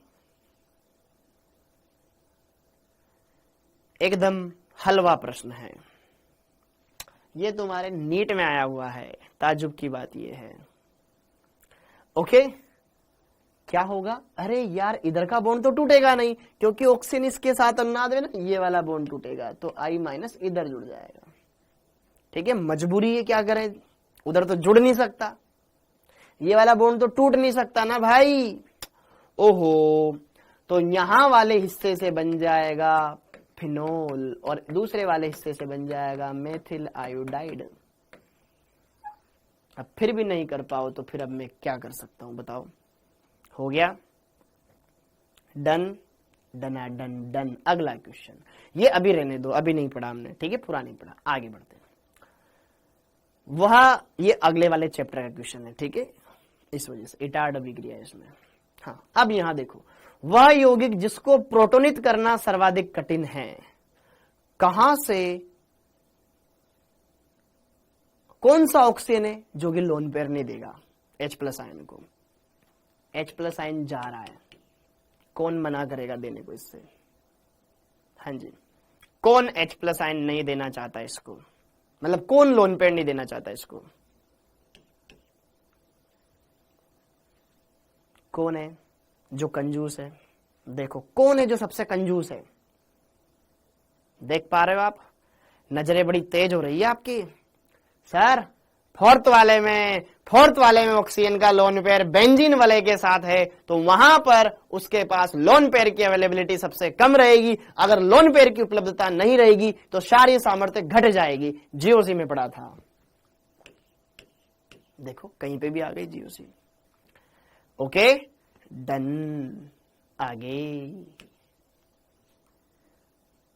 ओहो, पहले तो इस अभिक्रिया का नाम बताओ, स्टार्टिंग मटेरियल का नाम बताओ क्या है, फिर आप ऑप्शन ढूंढो। क्या पूछ रहा है? निम्न अभिक्रिया में मध्यवर्ती एक ही संरचना है, क्या है?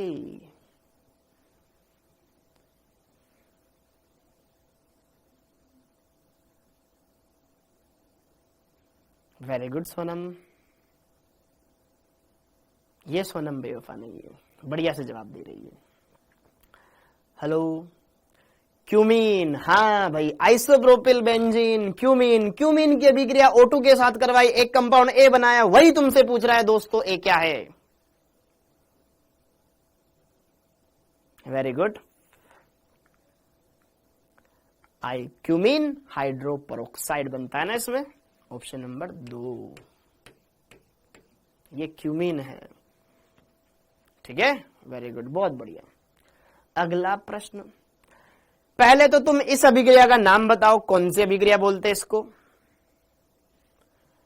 इस अभिक्रिया का नाम बताओ, फिर इसमें सम्मिलित इलेक्ट्रॉन इसने ही बताओ। अब तुम बोलते हो कि सर क्यों हम मैकेनिज्म पढ़ते हैं? इसलिए पढ़ते हैं कि क्वेश्चन मैकेनिज्म से भी आता है।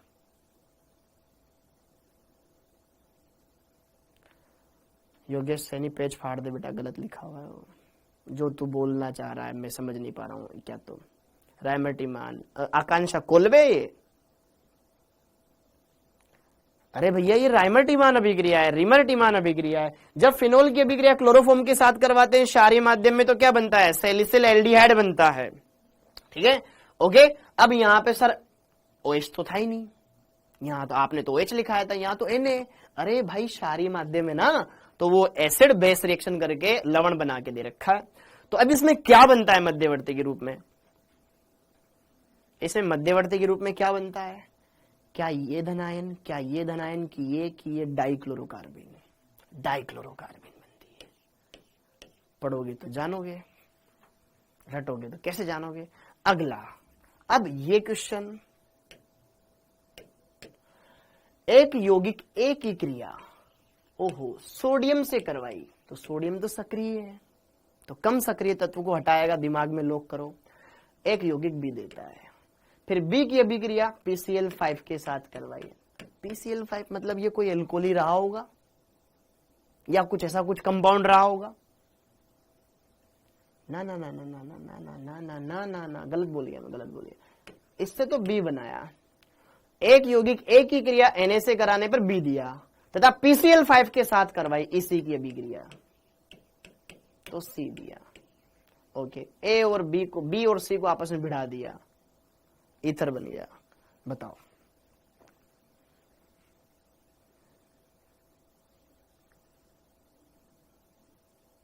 हाँ जी, सोचो, आराम से सोचो, खुद करो। आपके सामने प्रश्न है, अच्छे से जवाब देना है। ये क्वेश्चन है आपके लिए नीट 2024 में अच्छे नंबर लाने के लिए। हाँ, सोचो, देखो, अब आप यहां पे देख रहे हो फाइनली बी और सी की अभिक्रिया हुई, बी और सी ने अभिक्रिया करी और दिया ethyl die ethyl ether C2H5O C2H5। Okay, मैंने यहां पर देखा PCl5 मतलब ये तो कोई एल्किल हैलाइड है और एल्किल हैलाइड है। ओके, और यहां पे ए कौन कौन हो सकता है बेटा, ये में भी एल्कोहल हो सकता है। ऑप्शन में देखोगे एल्कोहल, एल्कोहल, क्लोराइड, एल्कोहल, तो भैया ये तो ए वाला, तो ये थर्ड वाला तो हो ही नहीं सकता। ये होगा आपके पास C2H5OH और सोडियम एक सक्रिय धातु है, इसको हटा देगी, C2H5O- बना देगी। ओहो हो, तो मतलब यहाँ पे कोई एल्किल हैलाइड रहा होगा। ये है C2H5Cl, ताकि ये Cl और Na अलग हो जाएगा और विलियमसन ईथर संश्लेषण द्वारा ये इस पे अटैक करेगा और ईथर बना देगा। तो ए हो जाएगा एल्कोहल, बी हो जाएगा आपका सोडियम लवण और सी हो जाएगा आपका एल्किल क्लोराइड। एकदम सिंपल है, चमका कि नहीं चमका बेटा, एकदम बेसिक था यार। क्या क्वेश्चन आता है तुम्हारे। अगला क्वेश्चन, कौन सर्वाधिक अम्लीय होगा। सर ऐसे तो मेरी रैंक ही नहीं आ पाएगी, ऐसा इजी क्वेश्चन आएंगे तो। अब इनके शॉर्ट नोट्स क्यों चाहिए भाई तेरे को, खुद बनाना। अब देखो ऐसे ऐसे क्वेश्चन आ रहे हैं, इसमें तो मेरी रैंक ही नहीं आएगी, क्योंकि ये क्वेश्चन तो सबको ही आ जाएंगे, तो रैंक कैसे आएगी। अब देखो सबके सब सही जवाब दे रहे हैं, कोई तो गलत दो यार, बाकियों से पिछड़ो तुम यार। तुम ऐसे कैसे कर रहे हो यार, हिंदी मीडियम वाले तो कमजोर होते हैं यार, तुम ऐसे तेज कैसे हो यार।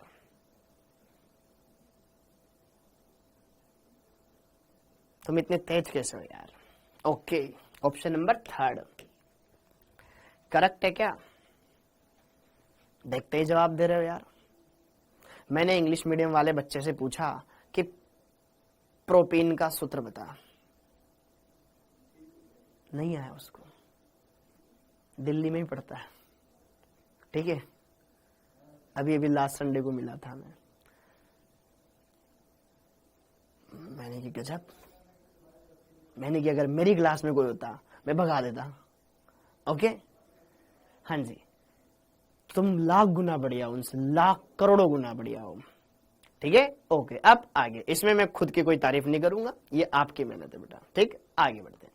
हाँ जी, फेनिल मेथिल ईथर को HI के साथ गर्म करने पर बनता है। हाँ जी, ओके, फेनिल मेथिल ईथर को HI के साथ गर्म करने पर बनता है। उसकी कोचिंग की फीस पता है 1.5 लाख रुपए, और तुम्हारी कितनी 10,000 रुपए, मोबाइल का रिचार्ज, बस इतना सा।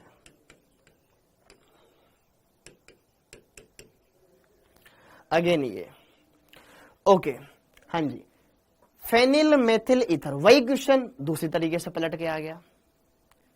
HI के साथ क्रिया कराने पर बनता है, खट्टे से ये बॉन्ड तोड़ देंगे, फिनोल बन जाएगा। क्या बन जाएगा, फिनोल बन जाएगा, फिनोल बन जाएगा, फिनोल बन जाएगा। ओके, क्लियर है मामला। ओके, अगला देखो। हाँ जी, अब ये करके बताओ, ये करके बताओ। अरे यार जैनब ऐसा कुछ नहीं है। ओके, हाँ, इस कंपाउंड का आंसर बताओ। इस अभिक्रिया का नाम क्या है। इस अभिक्रिया का नाम क्या है। ये ईथर बन रहा है ये यहां पर मेथिल आयोडाइड है, ये सोडियम लवण है। ओके, ये तो विलियमसन ईथर संश्लेषण अभिक्रिया है। हो गया क्वेश्चन। क्या ही था इस दम में, इस क्वेश्चन में। ओके, अब फिर देखो क्या ही क्वेश्चन आया है। फिनोल की अभिक्रिया क्लोरोफॉर्म के साथ तनु NaOH के करवाने पर अंततः निम्न में से कौन सा क्रियात्मक समूह लगता है? गजब मजाक है यार।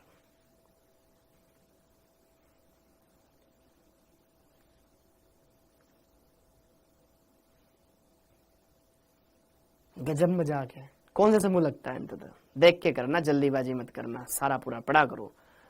एल्डिहाइड समूह लगता है, बेंजल्डिहाइड बनता है, बेंजे ऑर्थो हाइड्रोक्सी बेंजल्डिहाइड बनता है। ठीक है, रिमर्टिमान। ठीक है, अगर क्लोरोफॉर्म की जगह वहां CCl4 लिखा होता तो फिर नीचे वाला हो जाता ऑप्शन, ध्यान रखना। आगे CH3CHOH COOH की दो संभावित त्रिविम संरचनाएं जो कि ध्रुवण घूर्णक कहलाती है।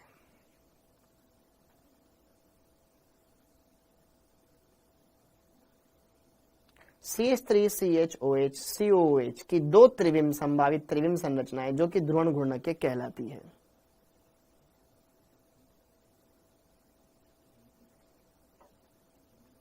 ओके, मिजोमर, डाइस्टीरियोमर, एट्रोप आइसोमर, पता नहीं कौन सा आइसोमर है, देखूंगा मैं इसको। ठीक है, ओके, प्रतिबिंब रूप कहलाता है अपना प्रतिबिंब रूप कहलाता है, क्योंकि वो कार्बन की रेल है।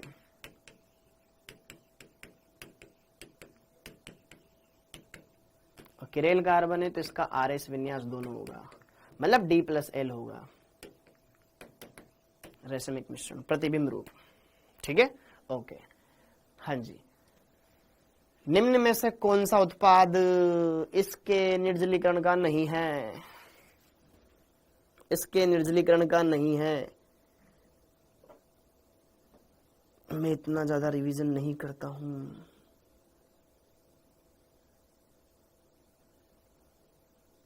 एकदम सिंपल है। देखो, निर्जलीकरण में हमने क्या पढ़ा था? OH निकालते हैं, OH निकालते हैं और देखते हैं कार्बन आयन कौन सा है। 3 डिग्री है तो कोई पुनर्विन्यास नहीं होगा, क्योंकि इधर जाने पे भी 3 डिग्री है। तो निर्जलीकरण में क्या होता था? OH निकलता था और कार्बन आयन बनता था और बगल वाले से H निकल जाता था। अब H यहां से निकालो, यहां से निकालो, यहां से निकालो, कहीं से भी निकालो, यहां से निकालेगा, यहां से H, यहां से OH, ये वाला बन जाएगा, यहां से OH, यहां से H, ये वाला बन जाएगा, यहां से OH, यहां से H, ये वाला बन जाएगा। E वाला कैसे बनेगा? तो ये वाला तो बन ही नहीं सकता ना मेरे भाई। ये बन रहा है, ये बन रहा है, ये बन रहा है, कौन सा नहीं बनता है? क्वेश्चन को ढंग से पढ़ेंगे तो क्लियर हो जाएगा। ठीक है, option number 4 should be correct. Done, आगे बढ़ते हैं। निम्न में से कौन से यौगिकों का KOH के विलयन से जल अपघटन के दौरान रेसिमीकरण होता है? दम है इसमें क्वेश्चन, आप मुझे बताओ। ये तो कोई भी कर लेगा। हाँ जी, ओके, क्या है ये?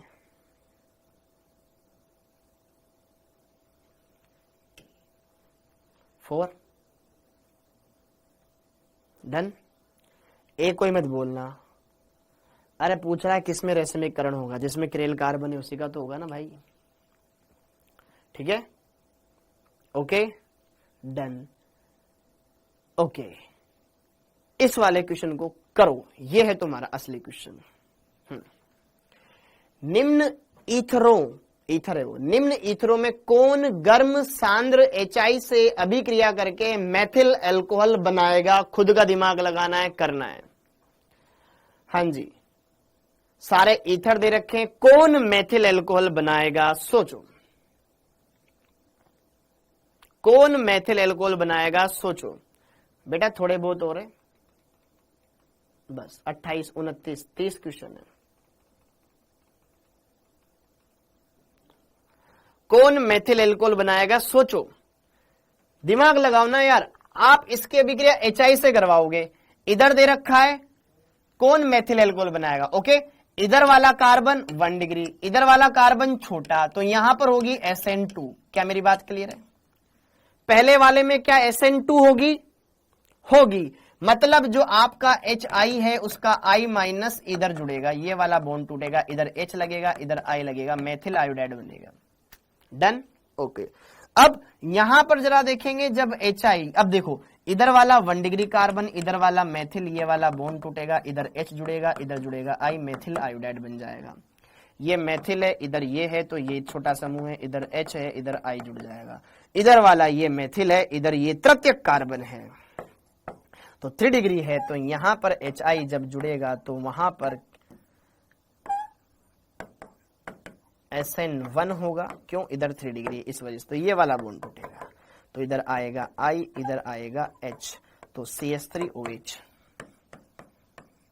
इसमें बनेगा, और हमसे पूछ भी यही रहा। Option number 4 done. आगे बढ़ते हैं दोस्तों। एथिलीन ग्लाइकोल के लिए निम्न में से कौन सा संरूपण सर्वाधिक स्थायी है? देखे तो बताओ किसको याद है, पढ़ाया तो है मैंने।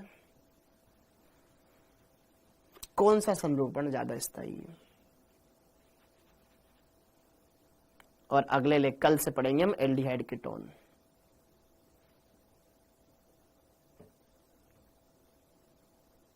संरूपण में एक सांत्रित होता है, ग्रसित होता है, एक सांत्रित होता है, ग्रसित होता है, और ग्रसित कम स्थायी होता है, सांत्रित ज्यादा स्थायी होता है, तो पहले दूसरे तो होंगे ही नहीं।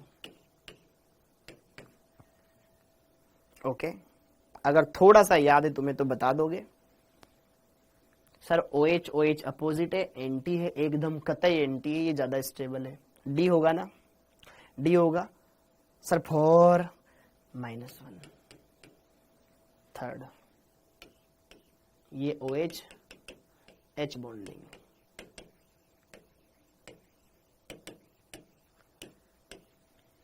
खाओ मां कसम, नहीं पढ़ा आपने, पढ़ा है ना, तो फिर गलत क्यों जवाब दे रहे हो? ऑप्शन नंबर 3 होगा, ठीक है, H बॉन्डिंग। वेरी गुड, बहुत बढ़िया, पढ़ा है ना, ठीक है, H बॉन्डिंग वाला कॉन्सेप्ट पढ़ा है भाई, तो ऐसे मत करो यार। ओके, आगे। हाँ जी, निम्न में से किसका स्वभाव सर्वाधिक अम्लीय है? निम्न में से किसका स्वभाव सर्वाधिक अम्लीय है? ठीक है, कौन स्ट्रॉन्ग एसिड होगा? अब दो सोचो,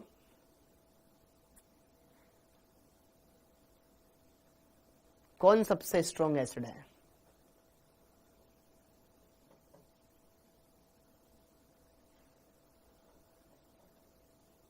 अरे वाह यार, पवन कुशवाहा। हाँ जी, बताओ, क्या यहां पर 3rd होगा? अरे फिनोल, बाकी सब एल्कोहल एल्कोहल एल्कोहल है, फिनोल वाला ज्यादा स्ट्रॉन्ग एसिड होता है ना। ओके ओके, ये वाला क्वेश्चन भी आप बता सकते हैं, आई होप।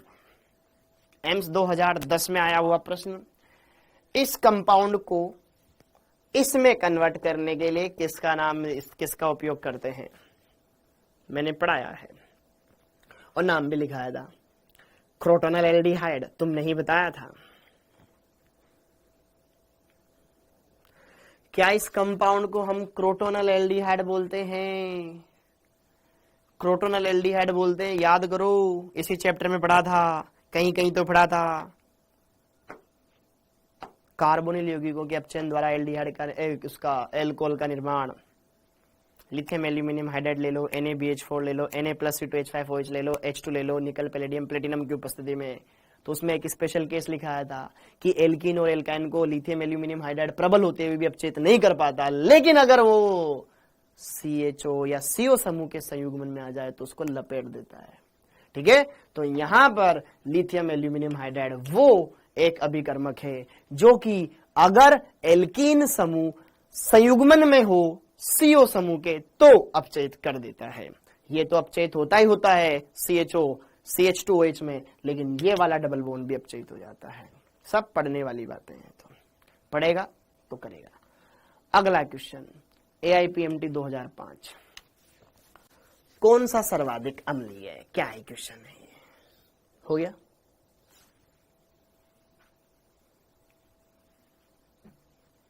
क्योंकि सेकंड वाला फिनोल है, नाइट्रोफिनोल।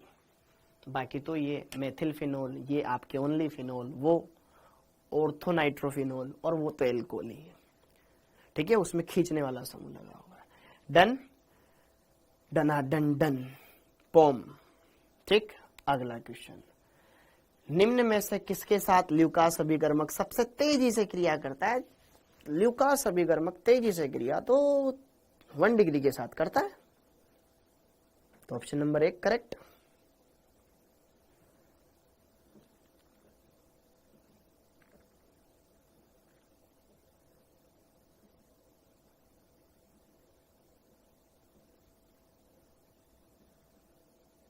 है ना? अरे सर 3 डिग्री के साथ क्रिया करता है, क्या गलत गलत पढ़ाते हो? ल्यूकास अभिकर्मक तो 3 डिग्री एल्कोहल के साथ क्रिया करता है। 3 डिग्री एल्कोहल कौन सा है? 2-मेथिल 2-प्रोपेनॉल। Option number C should be correct. 2-मेथिल प्रोपेन 2-ओल की संरचना बनाओगे तो दोस्तों यहां पर प्रोप मतलब 3 कार्बन, 2-ओल 2 पर OH, CH3। ये वाला कार्बन केरियल नहीं है, सॉरी, ये वाला कार्बन 3 डिग्री है, 3 डिग्री एल्कोहल। लास्ट क्वेश्चन, अच्छा ल्यूकास अभिकर्मक होता है निर्जल AlCl3 मतलब निर्जल ZnCl2 और सांद्र HCl। ठीक है, ओके। अगला, निम्न में से कौन सी अभिक्रिया नाभिक स्नेही प्रतिस्थापन अभिक्रिया का उदाहरण है? प्रतिस्थापन का उदाहरण है। ओके, एल्किल हैलाइड की अभिक्रिया एल्कोहल के साथ करा दी, X गया OH आ गया, पहली वाली ये यार। तो एल्किल हैलाइड की सोडियम धातु के साथ करा दी, RR बन गया, वुड्स अभिक्रिया, वुड्स वुड्स वुड्स मुक्त मूलक बनता है इसमें, वुड्स। एल्किल हैलाइड का H2 के साथ क्रिया करवा दी। ठीक है, H2 निकल पैलेडियम धातुओं की उपस्थिति में, निकल पैलेडियम धातुओं की उपस्थिति में यहां समांश विखंडन होता है, समांश विखंडन होता है, समांश विखंडन होता है। ये भी नहीं, मुक्त मूलक है। ये मैग्नीशियम जस्ट आके बैठ जाता है, कुछ निकला ही नहीं बाहर। तो सिर्फ ऑप्शन नंबर 1 NSR। ठीक है, ओके, खत्म, पैसा हजम। इसी के साथ चैप्टर भी खत्म। अगला चैप्टर होगा दोस्तों हमारा एल्डिहाइड कीटोन एंड कार्बोक्सिलिक अम्ल। तो पढ़ के आइएगा थोड़ा बहुत, फिर बाकी हम पढ़ेंगे इसे। ओके, और अगला वाला चैप्टर यकीन मानो सबसे बेस्ट चैप्टर है। ओके, अगला वाला चैप्टर एकदम बढ़िया है। अजहर आमीन यार, ज्यादा सारा के सारे क्वेश्चन करवा दिए मैंने ऑलमोस्ट। ओके, तो सारे क्वेश्चंस आपके सही होने चाहिए, ऐसा कोई भी क्वेश्चन नहीं था जो आपको परेशान करे। अब रिवीजन कर सकते हो आप। ओके, संडे को टेस्ट है आपके, बढ़िया से अच्छे से सारी बातें क्लियर कर सकते हो, कोई भी दिक्कत तुम्हें नहीं आएगी। किसी भी क्वेश्चन को कर लो, भले नीट 2023 का कर लो, अभी मैंने यहाँ पे नहीं दिखाया, नीट 2023 का भी कर लो, कर सकते हो। ठीक है, यहाँ कमेंट में मत लिखो सर 23 का भी कराओ, 23 का भी कराओ। ठीक है, करा देंगे। ओके, ऐसा कुछ नहीं है कि आप 23 का ना कर सको, मैंने खुद यूट्यूब पे उसको एक्सप्लेन किया हुआ है जब एग्जाम था। ओके, तो आप सभी का बेटा बहुत बहुत धन्यवाद इस चैप्टर को देखने के लिए, बहुत इंपॉर्टेंट है। यकीन मानो 4-3 क्वेश्चन आएंगे ही आएंगे, और मुझे लगता है कि वो 3 क्वेश्चन तुम्हारे सही रहेंगे। ठीक है, ओके, और बढ़िया से पढ़ेंगे। अगला चैप्टर है एल्डिहाइड कीटोन कार्बोक्सिलिक अम्ल, बहुत ही मजेदार चैप्टर, इससे भी ज्यादा मजे वाला। बहुत बढ़िया बढ़िया रिएक्शंस आने वाली है, नेम रिएक्शंस की बढ़िया से लिस्ट बना लेना, उनके अभिकर्मक तुम्हारे दिमाग में याद होने चाहिए। उत्पाद क्या बनता है वो याद होना चाहिए, अगर किसी के अंदर मैकेनिज्म है तो वो याद होना चाहिए। सारी चीजें एकदम क्लियर कट टू कट होनी चाहिए। ठीक है, okay, clear. Thank you, thank you, thank you. जय हिंद।